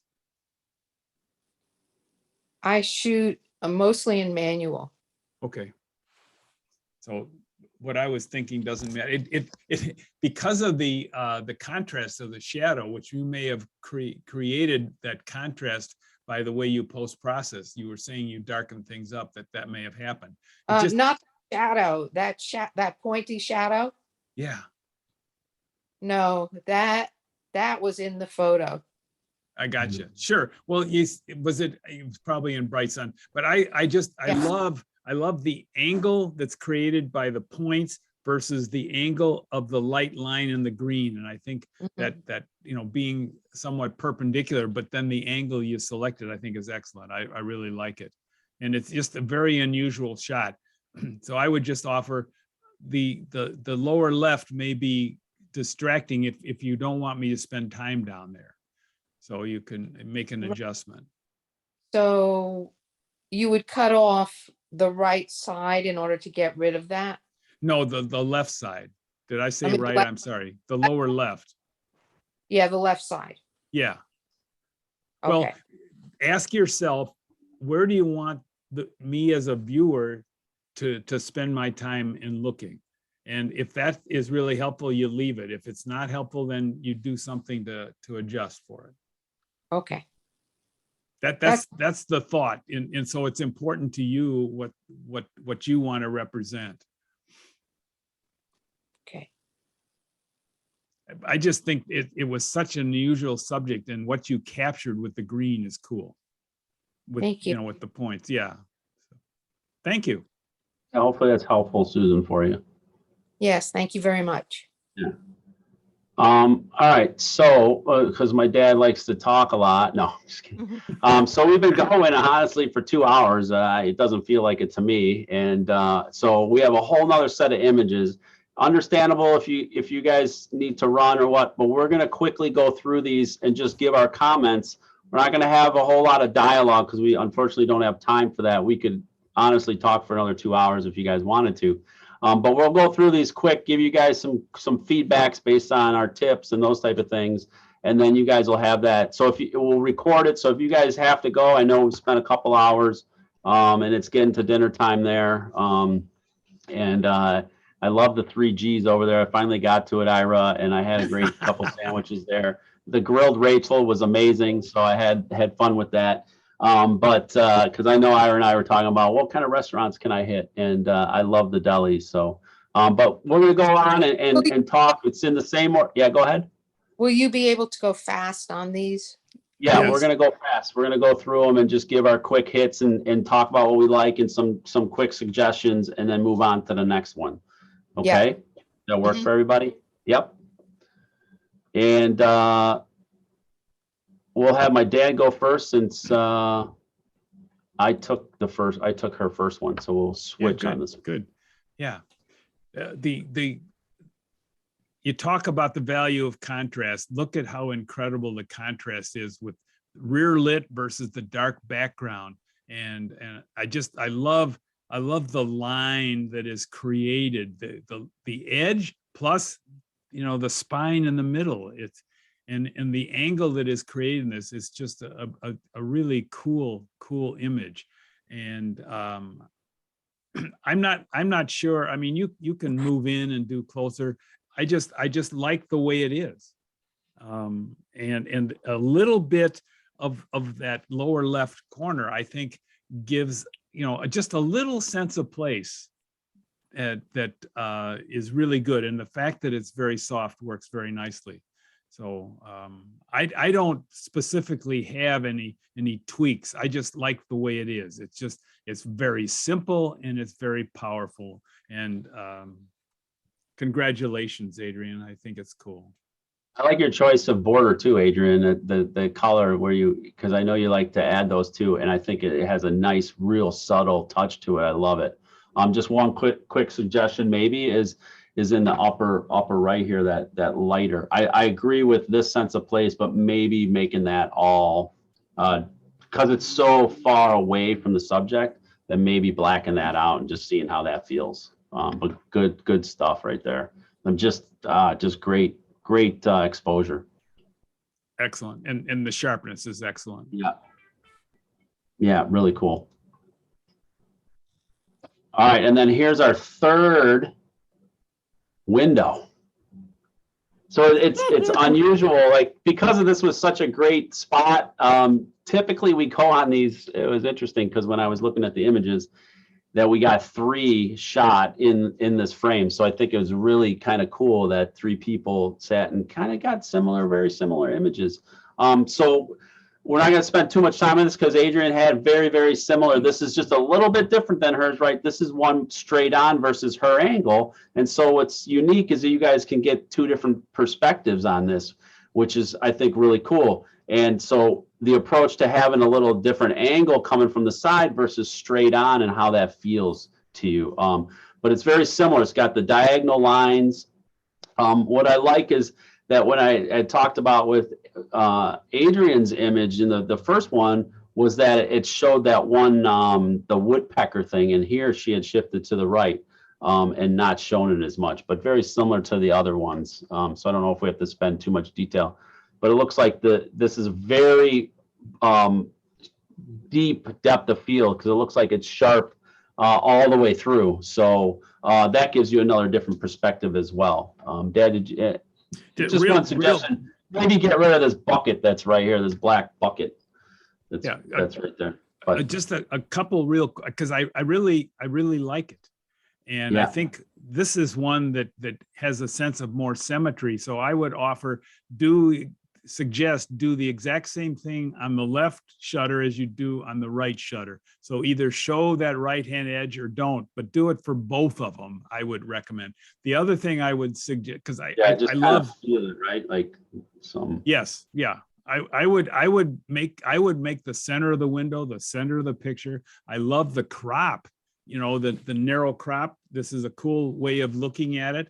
I really like the other angle that Adrian had. The other thing I would suggest is notice the path where that bucket is. If the photographer just dropped down a little bit and let that white path be behind that part of the window, I think that's just picky. But when you're shooting it, being aware of what's going on in the background, is it potentially distracting? Is there something you can do about it? Try it. So that's a really small thing. But and I don't know, this like duck down so that it's behind that. Is it called mullion or something like that? I don't. Yes. Yeah. So, but this is fun. I these perspectives are kind of cool. I mean, doesn't it give you a feel like you're almost in the potting shed, looking back at your house that's over on the left there, and through your garden kind of feel, because you're not really in the house because the shutters have light on them. So I just think you guys just captured such a great moment there and just a good spot. And it was cool because it was like Adrian was saying, it was, I don't know what was on top. Was that wisteria or something? There was something covering the arbor, that you walk through this tunnel, but it was really cool. Thanks, Ann, for sharing. Yeah, thank you.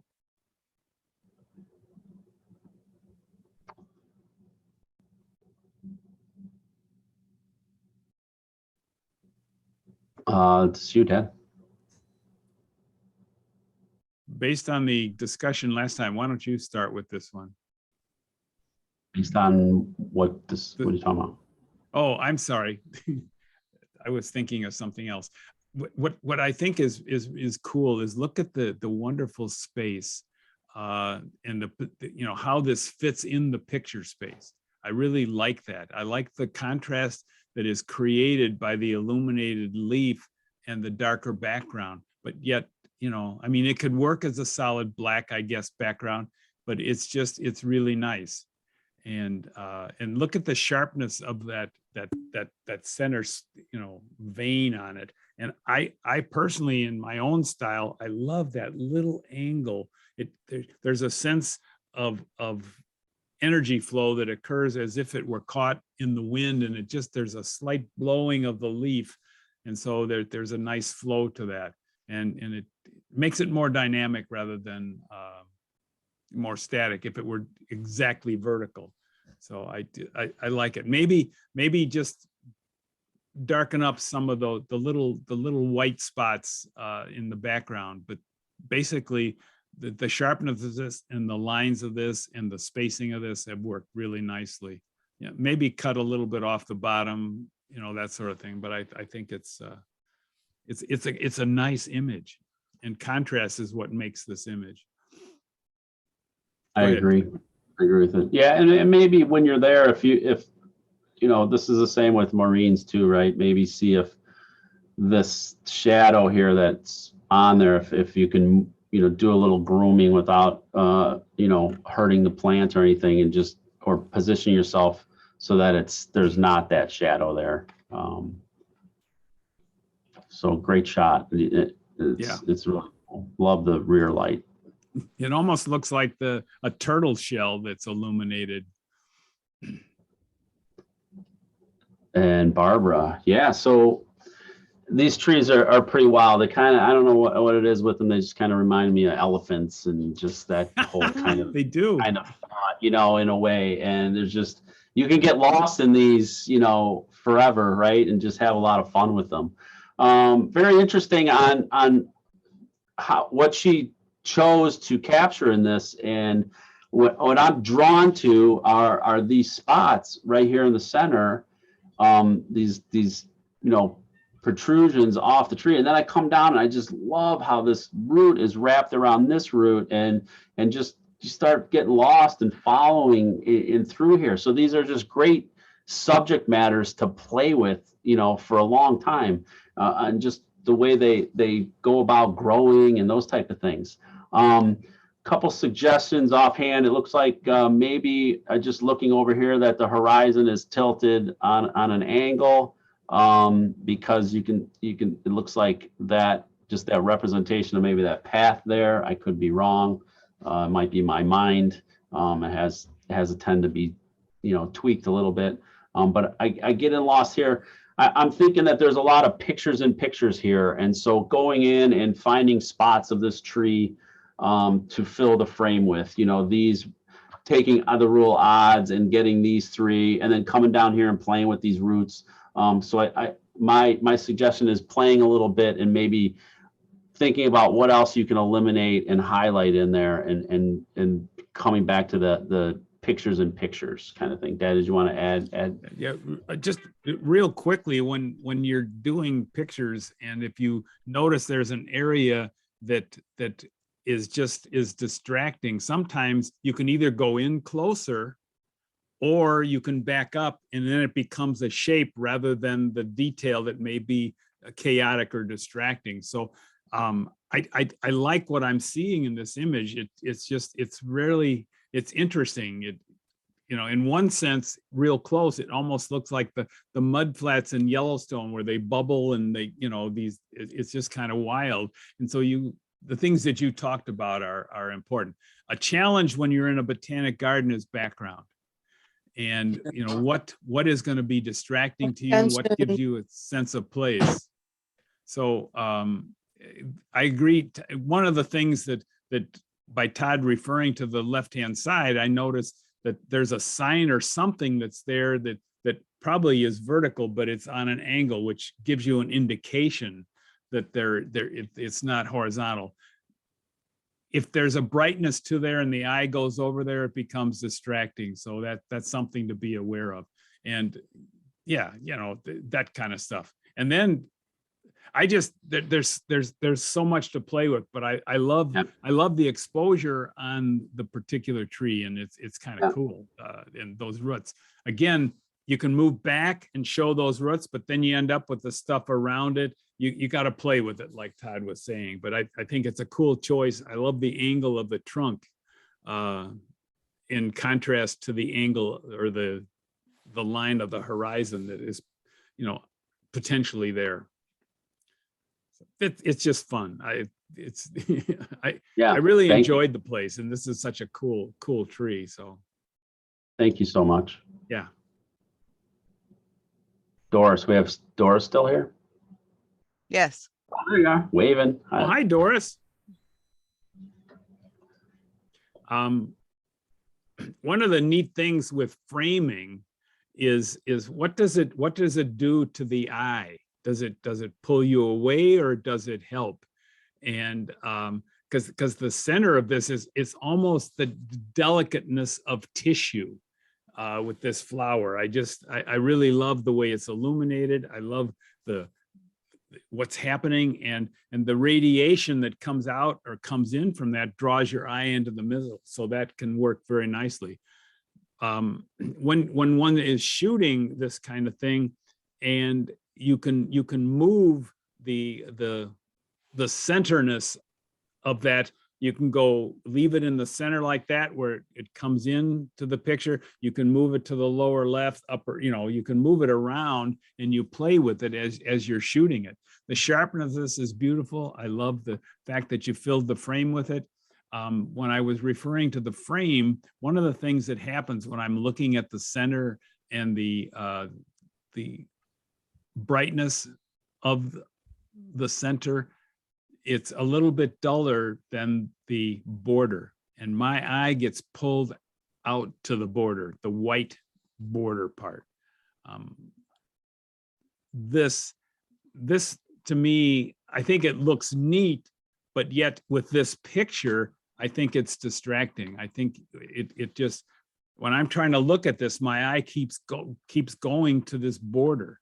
And, yeah, and I agree, because I think I like that that vignette you have on there, Doris. And so with it just fading to black, I think it has a little bit more power to it, like that. Do you feel that? See how that frame now, if it was pink or similar tones in there, like my dad was saying, that maybe it might have a different feel. So play with that frame and see the color. Don't you agree, Dad? Like I like that vignette a little bit, and then how it just and even play with it, have it maybe feather it in a little bit more too, and play with that feathering and see how that plays out. I'll throw another idea. Reverse that vignette and make it white, and then you don't even need that border on it. Yeah. In other words, you could create a white vignette and not have the border. It's a good idea too. Fun stuff to play with. Yeah, but nice. I like the feel of it.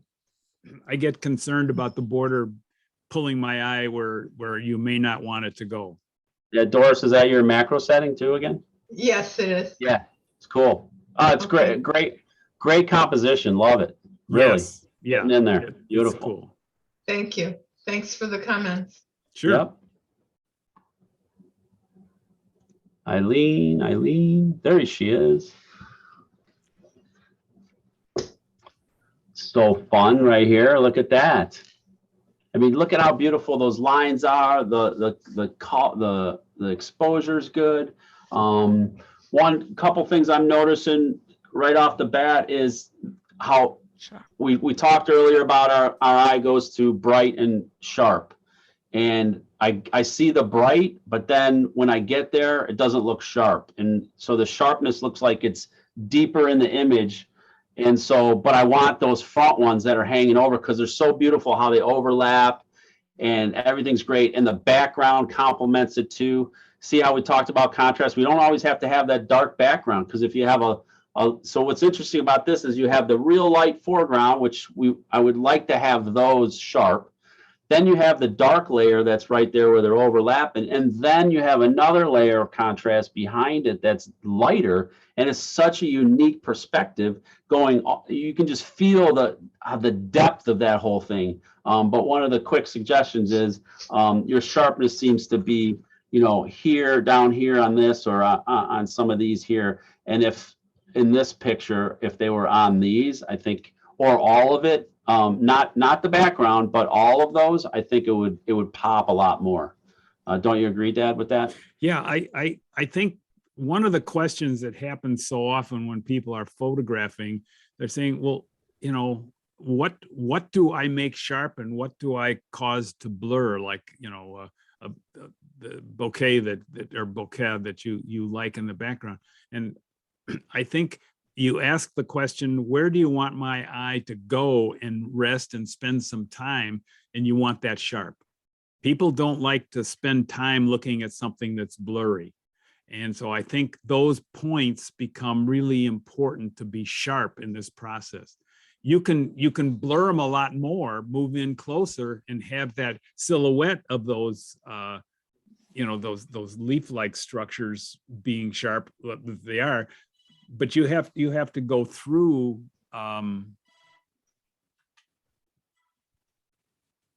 You have to go through those to see. Hang what on, is- my phone is I didn't have it on silent, and so it's Oh. something's coming through. But Sorry these about that. tips, how you have great contrast with the background. I mean, look at how they fall right on the dark. Every one of them lands on the dark leaves behind them. It's just such great contrast. So I don't know if, Eileen, if you have somewhere that you have different depths of this, but your eye and what you captured here and the way it's represented, I think is great. I think it's a great image.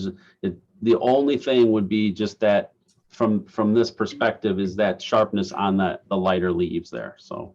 Yeah. Yeah, The other thing you great. can do is Thanks for just go sharing. in, you can isolate and go in closer. That might Yeah. create a real cool abstract. But I think the idea that's going on here is really cool. Really cool. I was sure I'd hear more about chaos.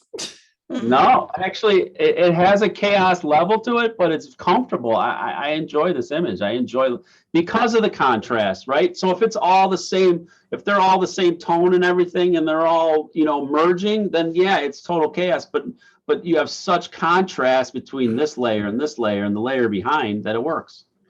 Thank you. What you have going is depth, and if it were all sharp, then it would be absolute chaos. It's just we're suggesting the sharpness change, what Yeah. you focus on change. Gotcha. Yeah, good stuff. Yeah, cool. Mr. President, Oh, wow. look at you. All right, I got nothing to say. Next. No. I just love, is this me or this is you? I think that. Yeah, go Yeah, ahead. okay. It's basically, look at how simple this is, and look at how powerful the subject, because of simplicity and the way the background is working, how the subject pops off it. Look at the texture and the texture of that piece of cactus in the front. It's just beautiful. What I would offer as a suggestion, Ira, is the amount of space you have above that big piece. That it to me, when I'm looking at this, it feels a little crowded, and I would like it to open up more into the top. I could see that. I love the spacing of the, let's see, am I on? I love this kind of spacing down here. I love this spacing over here. I love the openness over here. It's just up in this space. And the texture on it is really cool. I mean, I love the feel of this image. It's just beautiful. So the only suggestion that it pops out at me is it's a little crowded at the top. I can buy that. Yeah, and just to add a little bit, I don't know if you took it, but this is that bracketing thing too here, and maybe see how it feels with a little bit more in focus. I don't want to bring any more of the background in focus or anything, but just seeing, I don't want it to compete too much, but it may complement if this was in focus as well, and just seeing how that feels.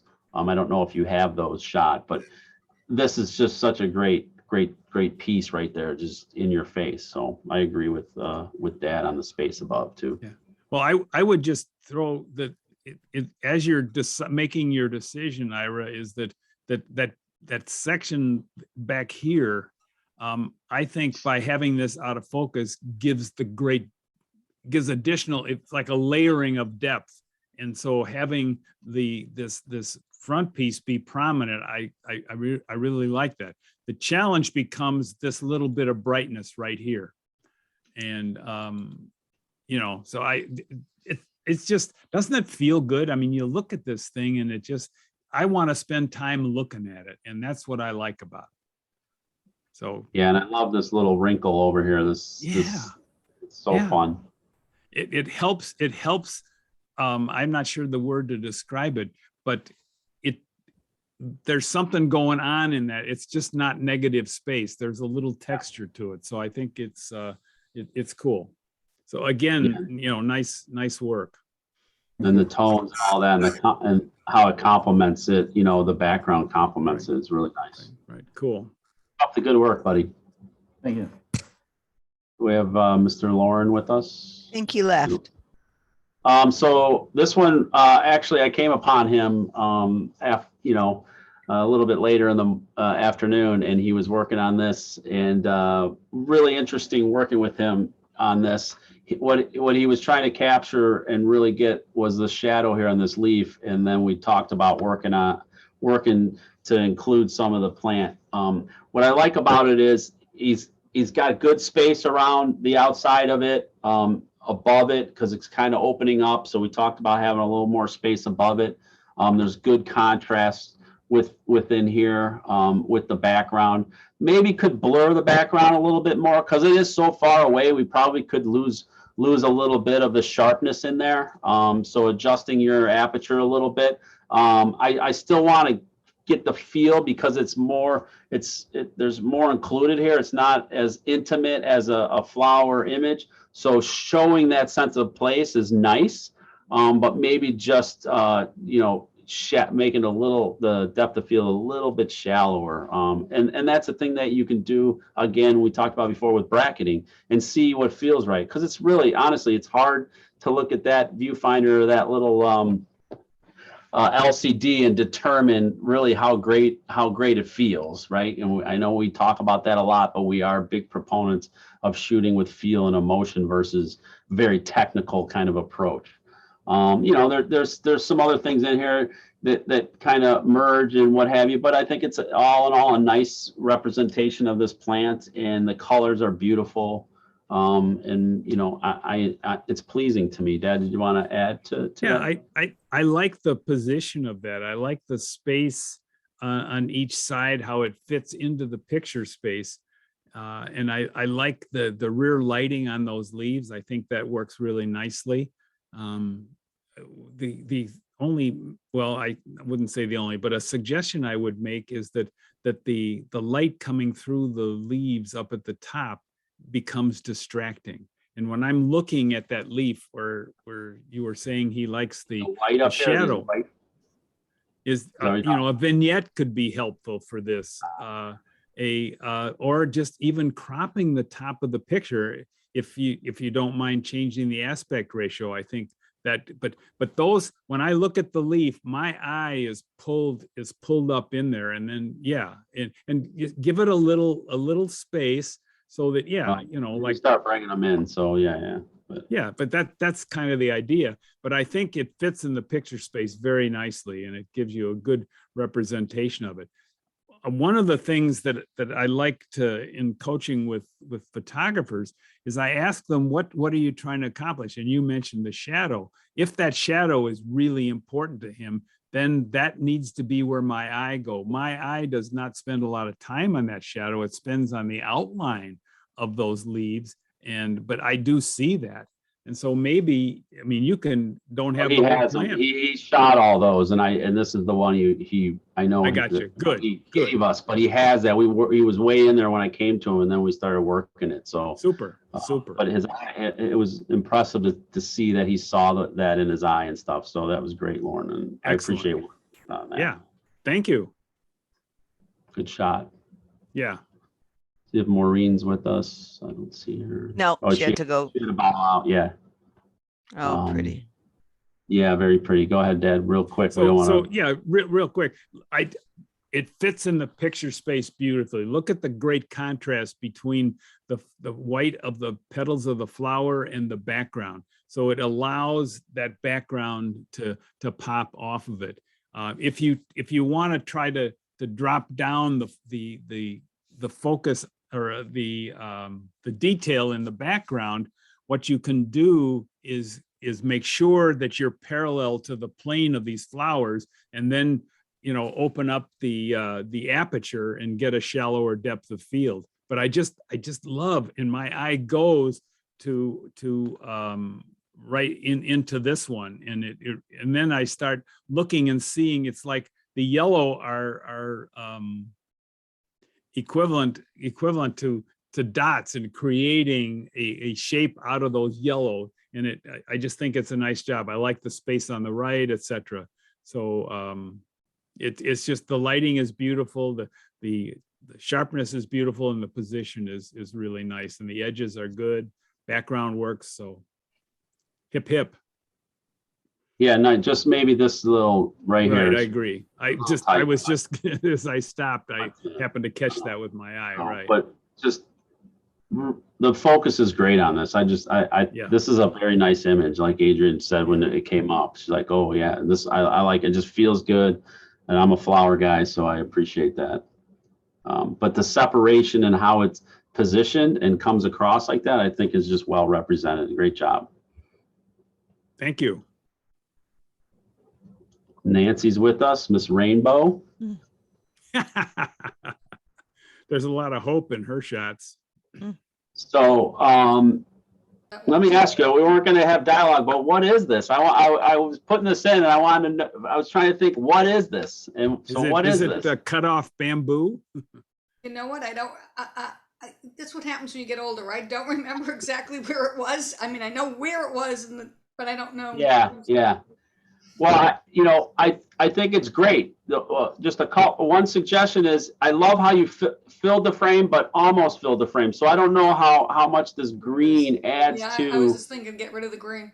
To the subject there. And even with this, so I mean, you could probably even very simply, as much as this is nice, but I think a lot of the attention is in here, and you could just take it off right here like this. And that would work somewhere in here. You got to figure out where you're going to cut off this bottom part. But this, there's just so much texture in here. And I mean, you can feel once I got rid of that green, how, because your eye was going to it, it was one of those spots that kind of, you look at it and then it goes down to this bright green that it doesn't seem like it fits. I definitely agree. It's amazing how when I look at it with you. Yeah. And I look at it and I don't, but now that I'm sitting here examining it more, it jumped out at me right away. Yeah, and I think we had mentioned this, one of those things when I was presenting about the edges for everybody, it was not only that when you're thinking about the E and slobby and you run your eye around the edges and you're going to see what's too close or just cut off. The other thing is, I think my analogy was, there might be this big red stop sign that's staring you in the face, but all you're seeing is this subject that you're drawn to, and you don't realize that this thing is right here.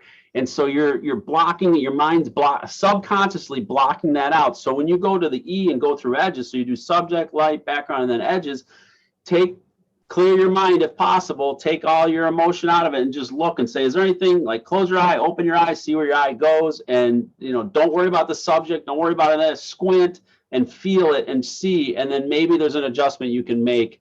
And so to that point that you were stating was, I didn't see that, but that, what's great is now you're having that awareness, and that's what we're hoping for. So good stuff. Nancy, that's one of the best shots I've ever seen from you. Thank you. That one I might play with. You might see it next year. Okay. Yeah. This is a perfect shot for black and white. This makes a monochrome that would just knock your socks off. And if you leave the green in, going to black and white, it doesn't bother you. It's because of the color contrast that it draws your eye. But I really liked what Todd did on the crop on the left. Maybe take a little off of the bottom. And this is one hell of a powerful image. Yeah, it's really cool. Really nice job, Nancy. Yeah, you can just feel it, right, Nancy? Just feel it, right? It's good. All right, Susan, Miss Virginia. Woo! Oh. Is this mine or yours? Yeah. How are you, Lou? Oh, okay, good. But don't you just love the effect that the framing of this opening has for this bird and the was it a statue or something? I didn't remember, but I really like this. The thing I would offer as a suggestion is the bird is opening over to the left, and if you were to take off some of the right side and have the bird looking into the picture, I think that I mean, I like that, but I would just cause the bird to move to the right as you crop on the left. But I think you need to add here too, though. I think, you know what I mean? What do you? Well, I'm saying cropping's just not, it's moving it more to the center. I think you need to have shot more on the left and Yes. less on the right instead Yes. of just cropping it. You know what I mean? Right. I would, to give that idea. So that I don't know what example, one of the things that you look for in an image like this is notice the background and the lines coming out of the head of the bird. And you could move to your left and shoot back to the right and notice how much darkness is back. Whoops. Yeah. I've got In here. Just in here. Yeah, I got it. Yeah, right. So Yeah. if you shot back to the right a little bit, it can give you isolation around the beak with contrast. Yeah, I would move these to behind this, and Right.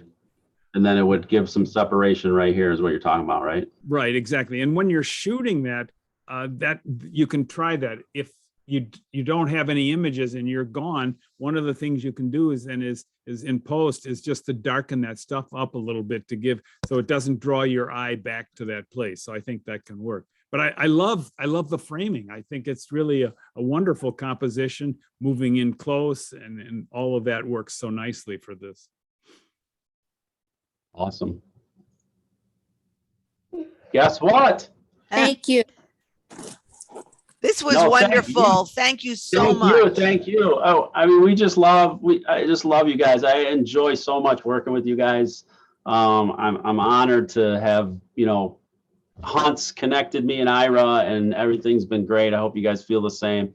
And we hope that, with this feedback, we did the practice. We love doing this clinic style where we give information and practice it. And then I think the feedback's important, instead of just getting lost in the practice, and you get a little bit of feedback to hopefully, just inspire you a little bit more and give a little more awareness on it. So, but thank you so much, guys. Thank you. It was Thank you. absolute Yeah. delight working with you, and I think that the quality of the photography is wonderful. So thanks for the opportunity to work with you, and it was a lot of fun. It was. Thank you. Thanks. Have a good We love weekend, you everybody. too. You too. Yeah, and if you have any additional questions or want anything additionally, feel free to reach out to us. Okay, we're here for you. So Yeah, let absolutely. us know. Okay. All right. Okay, Thank you. bye-bye. And Adrian, we'll be in touch. All right. Bye. Thank you. Thanks.